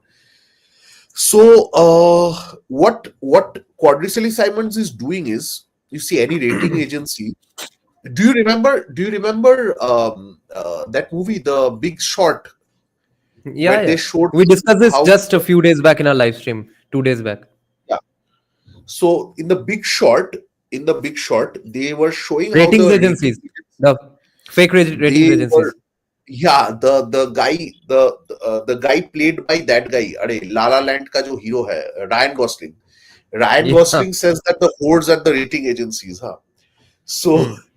basically, this is one another rating agency. Okay. Now, Hmm. Indian universities have always performed horribly on the QS World Index and all that, Hmm. but things might change. Like, things might change there. Okay, because Hmm. uh, as far as I know, Canada and Australia's universities have been begun to rank low. Even UK. So what happens is that this thing where suddenly Modi ji has removed the UGC Care list because it's a problematic list. Even I like that. Now, mostly Scopus Index journals will be considered for your as publications, right? So that's a good thing. Like, that means that So at you least some see, legit if stuff if is it going to be there. yeah, if it has happened in the way or for the reasons that you are saying it has happened, then uh, Narendra Modi has basically eliminated an old world system of oppression, or a system that, or an agency that was put into place by the people we hate, by the people who have kept our country shackled. It was their hegemony in that agency, and now that hegemony doesn't remain because that agency doesn't remain. So it was a bit of a doge attack on the journal publication industry of India. That's true. And see, without, now people might say, oh, so now you're bowing down to the big conglomerates and all that, right? But Hmm. remember, I keep telling you guys that academia is the most elite space in the world. Now, if you're Hmm. not elitist, you can't last here. You won't be respected here unless you are an elite of some kind. And to be Hmm. an elite, your production must be elite. And I Hmm. think perhaps we will see more Indian editors of journals in the published by international these conglomerates, publishing conglomerates. Hmm. So more Indian editors means perhaps more pro India stuff. Exactly. So many of these uh, journal editors are already from India, but even more might come around. Modi Hmm. ji might have bargained that bhai hamare paas kuch journals de do अच्छे अच्छे, so it might work. Hmm. You don't know. So you see, there's going to be a beer biceps like situation in that as well, because people will say, if we have these journals, why aren't there 100% pro-Hindu and no casteism before 1947 or 1757 kind of articles filled in those journals? Why aren't they? Why are we even paying for these things? Therefore, they must be eliminated, and Maulana Modi must be punished. That's what they're going to complain about. And Because, yeah, go on. academia is also a game, as you all might have known so far. Academia is a game, and we have to play the game by the set rules. You can't bring cricket bat to a football game and bash somebody's head open and say that, oh, I win. Yeah, It doesn't work that way. You yeah. can't play kabaddi in an MMA. It's the same thing. Like, you have to play the game, but if you play it well, you can win. Hmm. It's not difficult. You just have to play by the rules, and you have to be a good player. So Now what I yeah, yeah, think, go I on. think that the certain the pro Hindutva people who are kind of trying to change the narrative, so to speak. Uh, Hmm. Sometimes they do a very lazy job. They're not understanding the kind of mental gymnastics that have gone into creating the misinformation related to India. So to Hmm. defeat that misinformation, you need to do counter mental gymnastics to kind of defeat these people. Yeah. It's not easy. It has to be done very slowly and properly and thoroughly to do that. Otherwise, no one takes you seriously. Or in terms of not being taken seriously, the argument might be that, oh, you are looking for Western validation. Based on which premise? I was going to ask that. Why not have that care list? Isn't Maulana Modi falling into the traps of the Western capitalist propaganda? Why couldn't we have bettered our own care list? What's the Again, problem if because someone writes research on no casteism before 1757 and trains astrophysics, everything in ancient texts? no, and you see, there's firstly, number one, there has been a lot of good publications. There have been a lot of good research in our favor, in India's favor, and we keep reading them out on this channel. That part is there, but Yeah. remember that academia does not always work according to how you want it to work. Number two.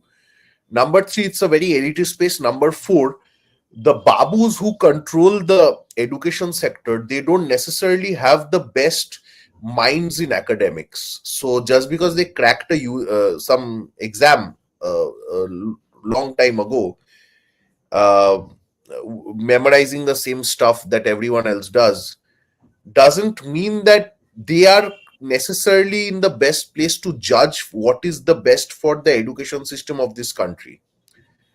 And that's That too, if another it's a fact. well-intentioned babu.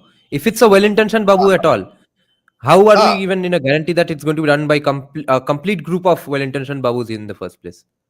precisely. And that's the other problem, that the babus, they don't necessarily, the people in charge of the UGC, even academics sometimes, so um, we should not necessarily always judge the bureaucrats, the IPS IAS officers and all these people.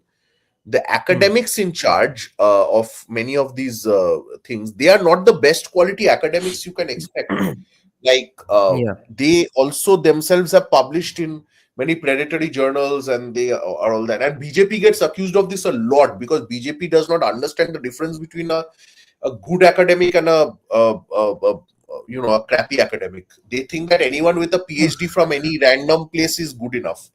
So they don't understand how this game is played. Like this is equivalent to saying that Khabib, like your favorite that MMA guy, and Hmm. the one dude in Para who is some tolabaj who kind of beat up 10 people, and he and Khabib are put in the ring and they're the same. So because they're both fighters, they can fight.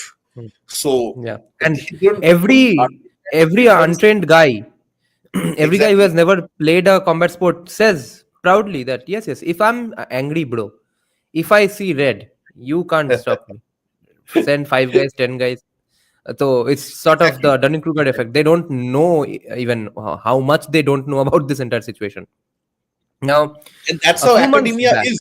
yeah, Academia is exactly. even more elitist because here you can't just train some years in the gym and go. I'm not saying that that's how MMA fighters come, but let's say you're supremely Hmm. talented and you Hmm. pick up everything very fast and stuff, and you can Hmm. have that opportunity to defeat, like the movie Warrior. Remember on MMA fighting, Hmm.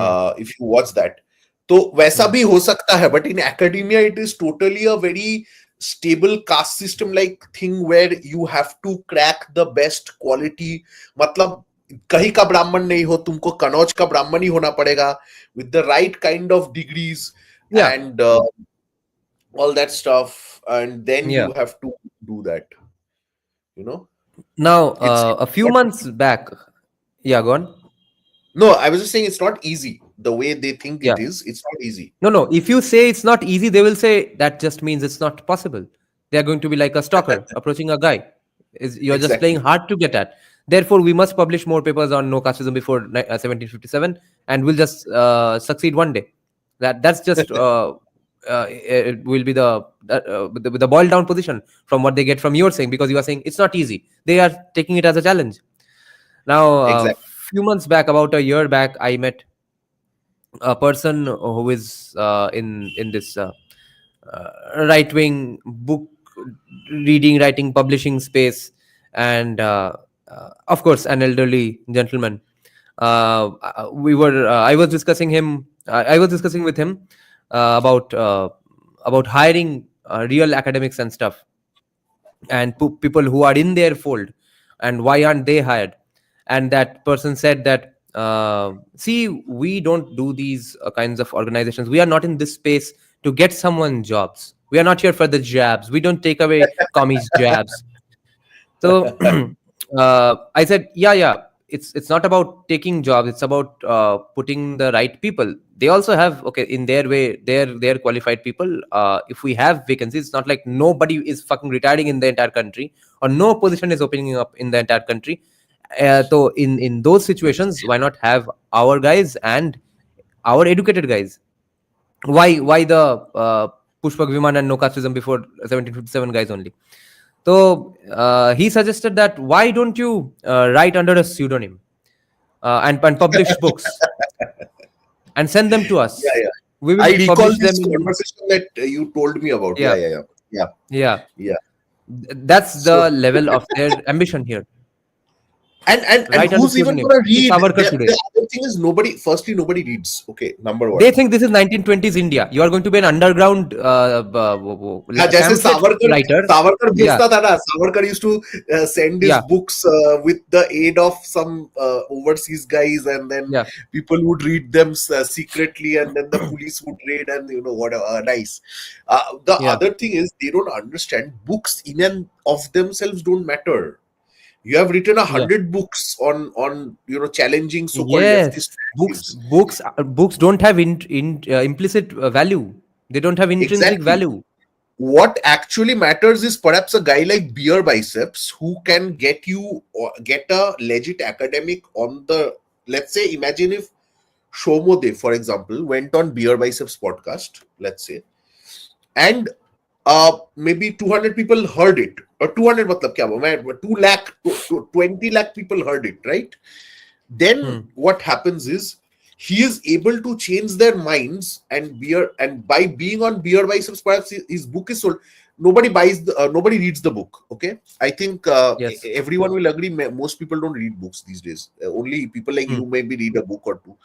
So it's not about reading the book. It's about legitimacy, and the more such people come on these kind of shows, and people think that this guy is from JNU, like the professor who came 2 days ago on your thing.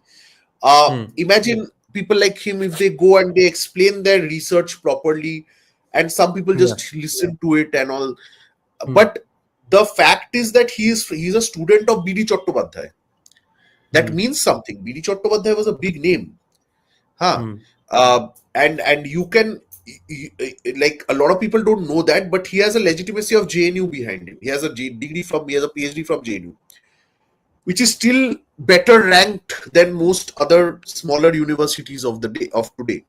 So Yeah. these rankings, these things matter, and the left knows how to build these. Like the JNU ka rank in itself, or JNU, the quality of research is not important. What's important is the guys we think of as legit, at least till even now, right? They all teach and This is study at JNU. this is Pankaj Tripaঠি's dialogue. You understand, right? कहाँ से वो Tashkent files.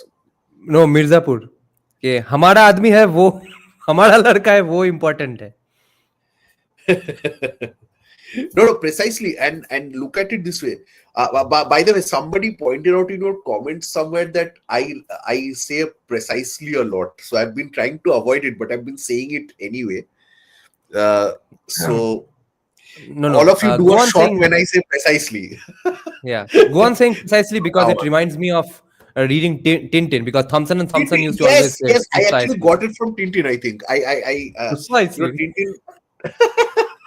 So Now, that comment pissed me off so much that I want to delve into the sociology of it, the sociology of that mindset, the kind of person that thinks that works. Because what he's not getting is that writing under a pseudonym and selling it in a right-wing bookstall is, first of all, it does not have legitimacy. Second of all, less numbers of people read it because it has a more niche base. Third of all, it's only right-wingers reading it. When is this going to get into people's head? It's about convincing people.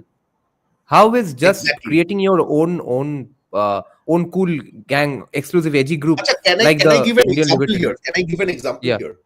Yeah. So, no offense to anyone, but all of you, the viewers of CSK, when you brought Professor Prasad the other day, or Dr. Shomode, or even me sometimes, the viewer count is at 50, 55 or so. Okay. But Hey, when you Joy got Rennie that, Girard. Yes.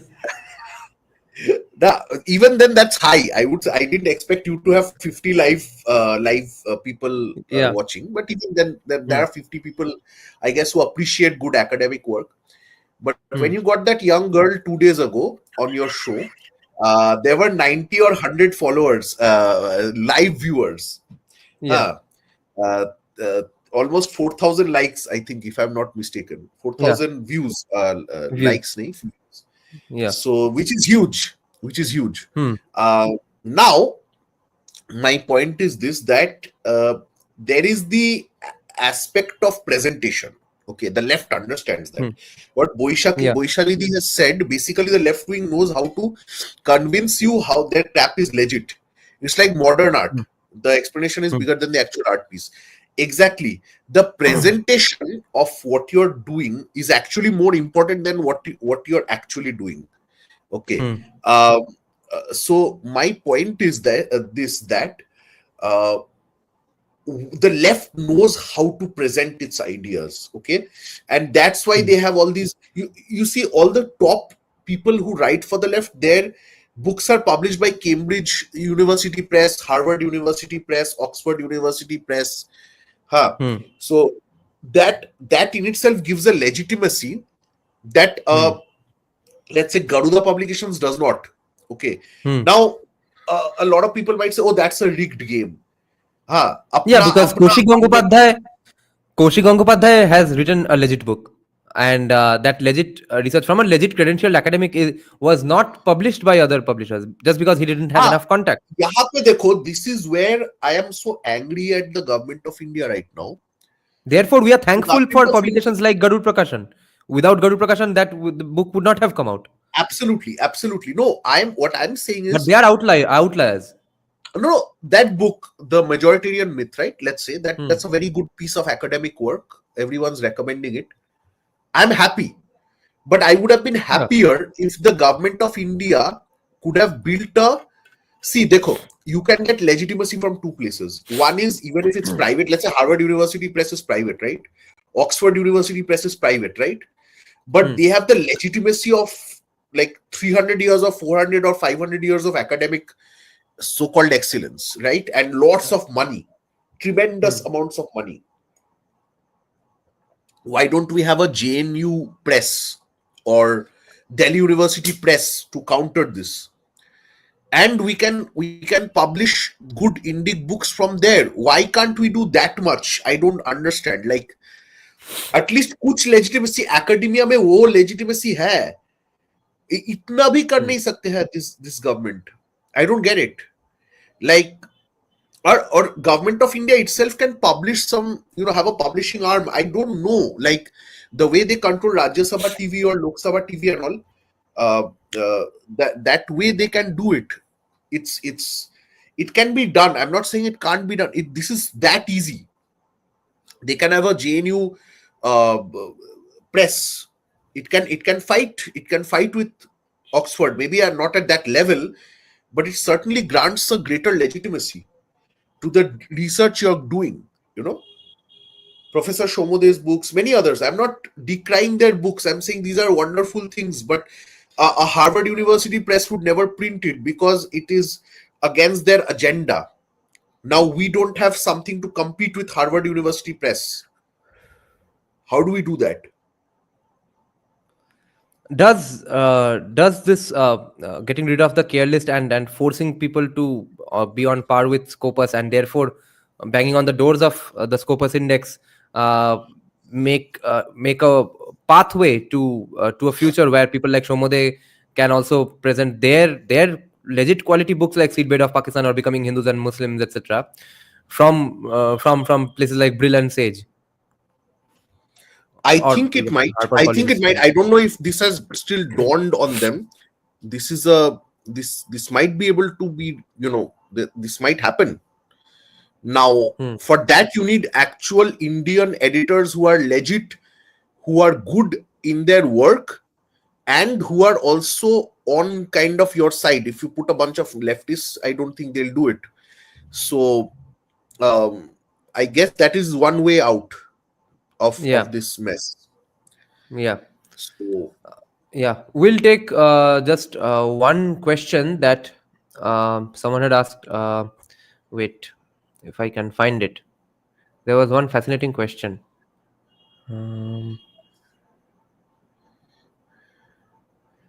Wait, no, I can't remember it. But anyway, let's just take this question then. Do you know anything about it? Street epistemology, Peter Boghossian? Nope, I've heard of it, but I haven't studied it actually. Okay. Okay. Audrey Trashkan is saying the person who has suggested publishing under pseudonym was just trying to act smart. He wanted to show he has solutions to our problems. Yeah, possibly. The way you described the encounter, it was that.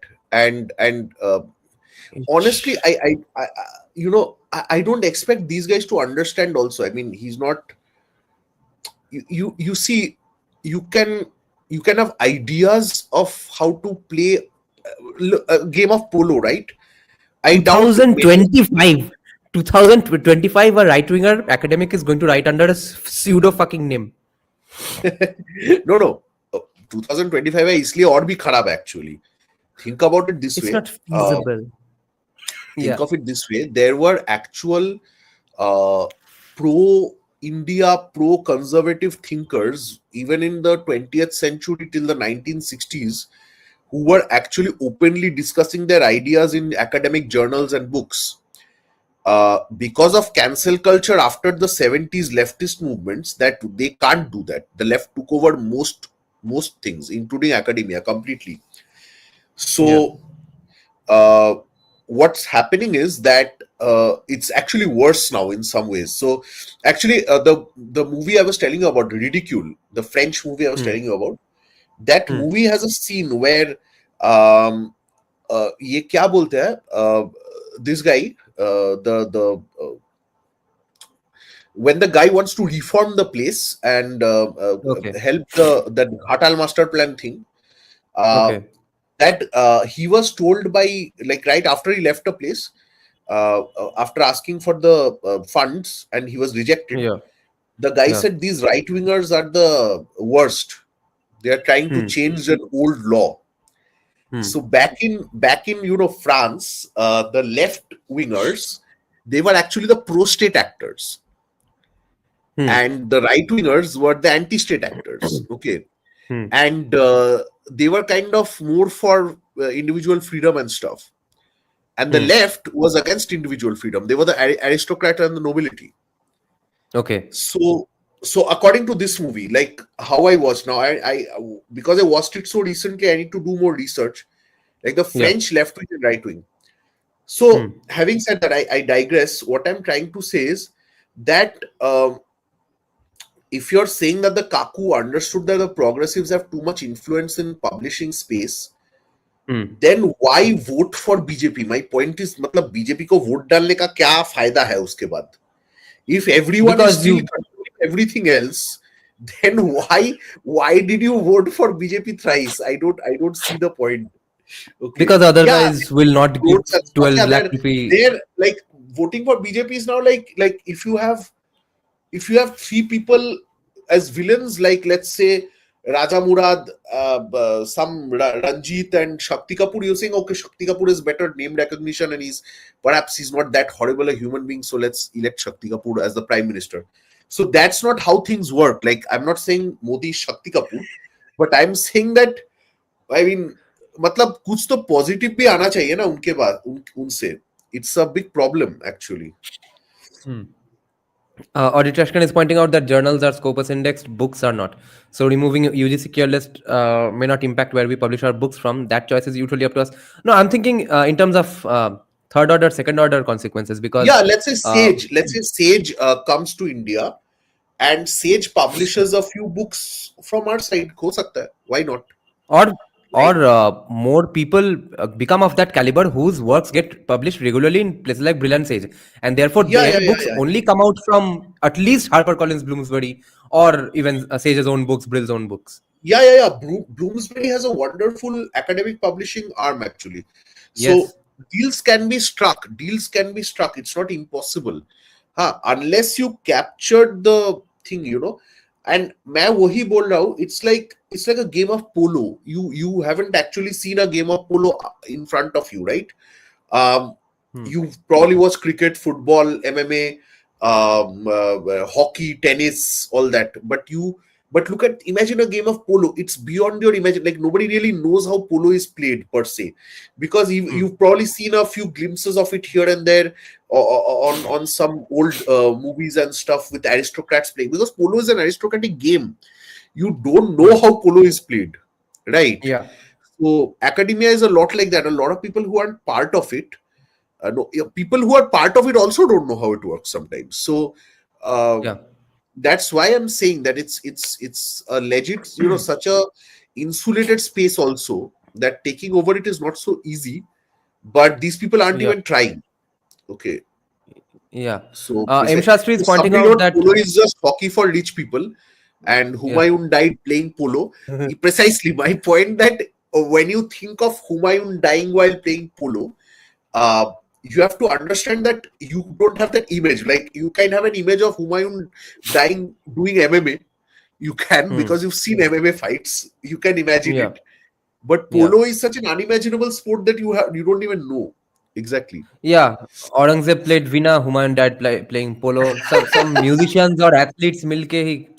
So M. Shastri is pointing out that Lavanya Vemsani is making inroads with the publishing world. Our new academics need mentors. Yes, she has some legit credentials, and she just creeped me out one day by one day suddenly posting a few days back that Mahabharata or Gita or something is millions and millions of years old. That was a weird thing to say for a credentialed academic like her. Yes, it's a nice emotional position to have, but if you are using your personal Twitter handle to say literally millions and millions of years, that kind of devalues, I think, the platform she has. Now, this is the question I was actually going to ask. Thank you, Observer, for reminding it, because someone else was actually asking this. He's saying that, do you think that allowing students to choose subject combinations of their choice through NEP and integrated education by Indian knowledge system can solve this? Doesn't fall under our thinking.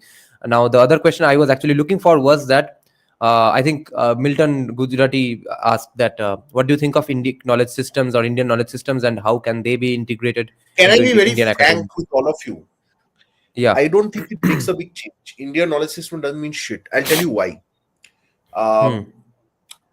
If you go to Ramakrishna Mission, they have something very close to what NEP is proposing with Indian knowledge system and all that.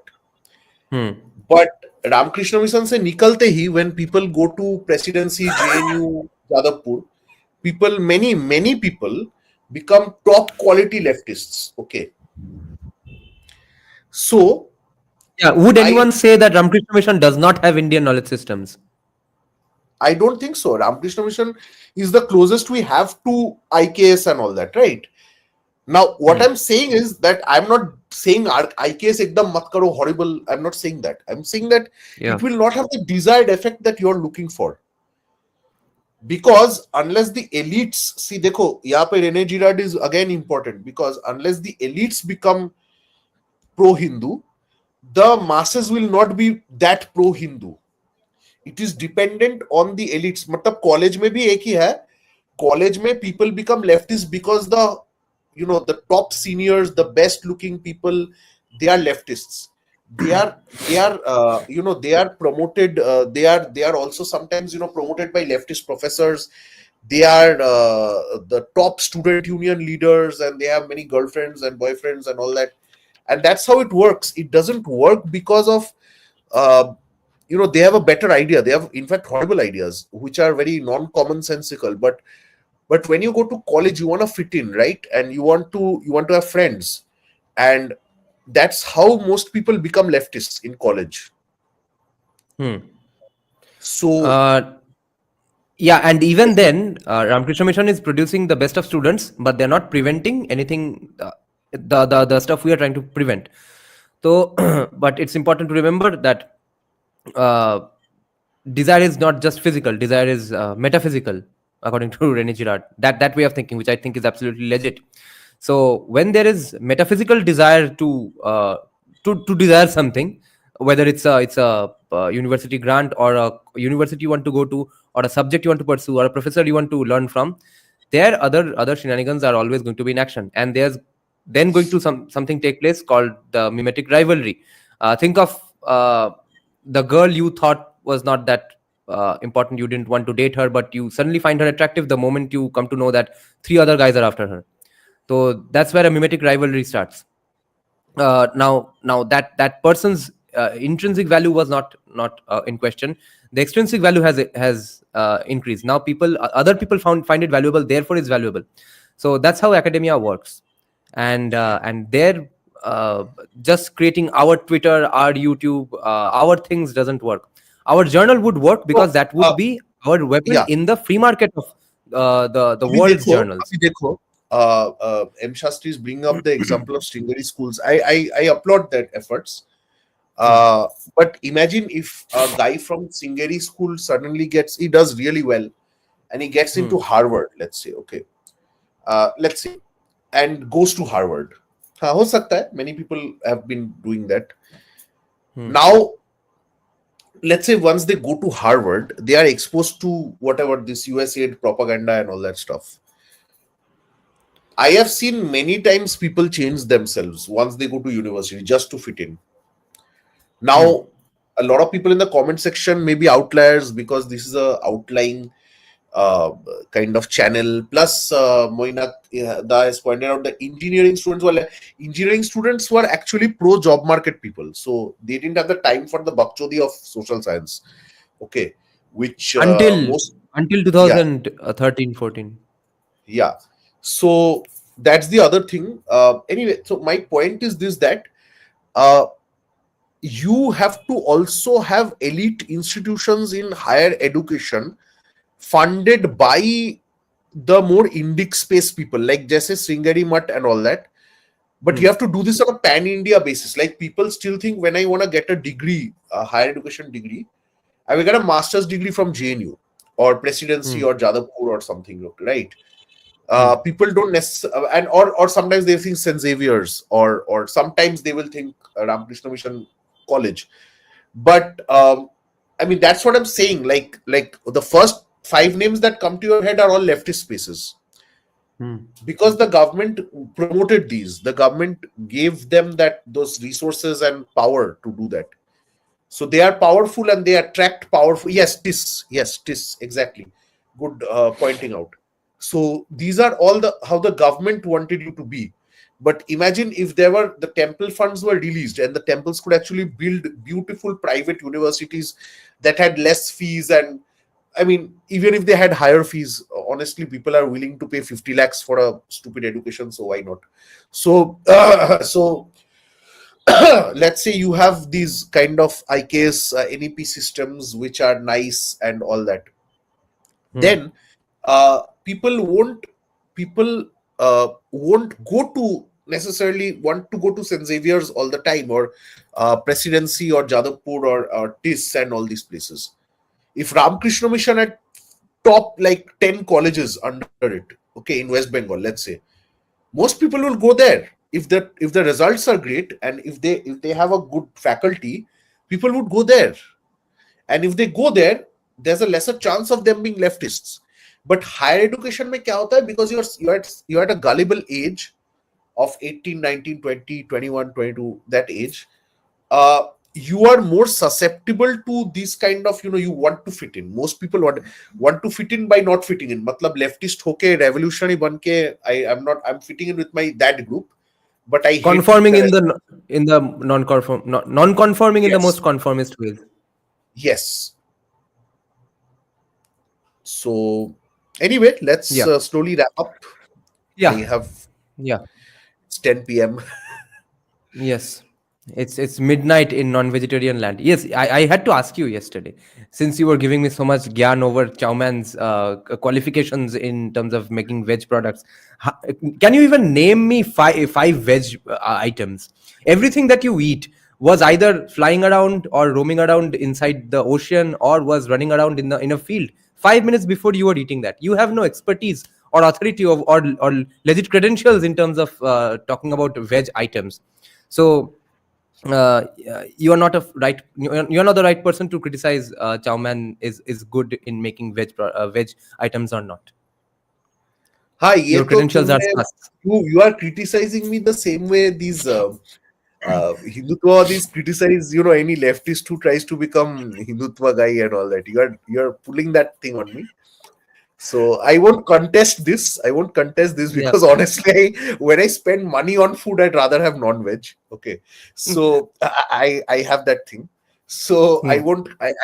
I'll have some. I'll discover some good veg dishes to fight with you over Yeah. later. After you find out about some veg dishes, after you come to know of some veg dishes ठीक in है the ठीक first है place. ठीक है Yeah. तुम होंगे ये सब हिंदुत्ववादी के good friend and all, and you're a vegan and all that. I am not, Yeah. so I Yeah. will have my own circle. I will conform with my own circle basically. Yes. Yes. एक चीज एक बंदे ने पूछा, I think I'll answer that and we can then leave. Mysterious sociologist, is there any profitability in academia to do business, or is it a status or narrative building thing? हाँ, academia is a huge business. तुम ठीक से कर पाओगे तो it's a huge business. People are willing to pay 10, 20, 30, 40 lakhs for sometimes even a useless degree. It's totally a legit and very good business if you can do it, but you have to do it right. Like, you have to name your university something like foreign sounding, huh? and you have to collaborate with, you have to get some, maybe one or two white people in your faculty, Yeah. get some Harvard, Oxford wale maybe one or two of them, and then get some local people or some Chinese university people and all. मतलब थोड़ा mix and match करके foreign वाले रख दो, you will be minting money before you know. Yeah, the Minting money. accusation will be, of course, about getting validation of white people. You will say, but that's the way the game is played. But I'm saying that Why look even at how China and like Hong Kong and all these places build China, their Hong Kong, academia. Singapore, UAE, Yeah. for God's sake, all of them Yeah, have done they that. all hire white people. They hired but white I'm people. saying- They gave them money to do their country ka research in a professional manner, nice manner. They Yes. did it. They trained their students, and the next generation mein inko bhaga diya. फिर they put in Chinese people who went like their students. So what they did was they got, let's say, a professor from Harvard, and they got him to train like 50 Chinese students and all. And then what they did is they send us like out of 50, maybe 10, 15 go to Harvard or Oxford and whatever. And then they get trained from Harvard and Oxford themselves. And then when they come back, they form the next generation. Because that's how they did. legitimacy and credential doesn't happen on the basis of one random stamp given by any random person. It has to do with proximity to Yes. power and proximity to Exactly. powerful academia. So there has to be some kind of association with this. That is how power, honor, purity, all of these things rub off on a metaphysical Precisely. level, and then they translate to the physical level. So but more importantly, I'm not saying that get any random white guy just for the sake of validation. No, because after all, you have to remember there is good research happening about India, things that turn out to be in favor of India, even in places at the hands of people who you don't think are probably going to do good stuff for you. Even there, you are finding good research. There will be out of the box thinking, and there will be a fresh way to look at things. So there's a way to benefit out of that, even not just to play the shrewd game. In every way, it's a win-win situation if we do that. हाँ, So- ये Milton Fridman का एक और question है last. I'll just answer it in one line and then we can leave. I'm talking about social science and psychology type university without STEM. नहीं, एक university में you can't have just psychology and sociology and all that. But let's say you are thinking about whether there is profit in sociology and history and all that. वो भी है, because a lot of, let's say, जो IPS के बच्चे and all that, and lots of business elite ke bache who don't have much, like who don't want to study too hard, many of them take up humanities and social sciences, okay, or some of them are just good in language and they hate science and maths and all that, like somebody like me, let's say. So if their father is rich, then they can, or whatever, they can, if they have the money, they can get a loan, then they can kind of apply to these universities, and they spend I don't know, maybe 10 lakhs on a degree or something in sociology or liberal arts. That works. Like people, there are many people there. India has crorpatis, by like a lot of crorpatis and whatever, so you don't need to worry about that. Many people are there who will go for this. Okay then. Anyway, thank you for joining us, thank you. Professor Christoph Lies a lot. Thank you guys for joining our live stream. See you. Good night. যদি সবাই ফিরে যায়, ওরে ওরে ও ভাগা সবাই ফিরে যায়, যদি গহন পথে যাওয়ার কালে কেউ ফিরে না যায়, তবে পথের কাটা তুই রক্ত মাখা চরণ তলে একলা দলরে, তুই রক্ত মাখা চরণ তলে একলা দলরে, যদি তোর ডাক শুনে কেউ না আসে, তবে একলা চলো রে।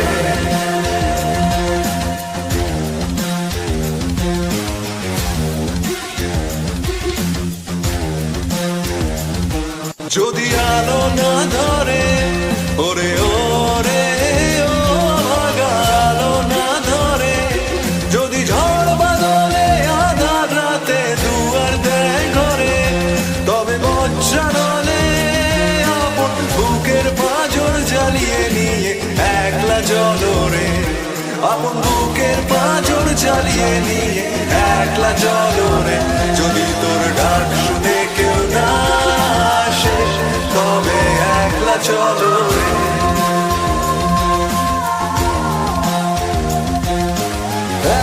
চলো একলা চলো একলা চলো একলা চলো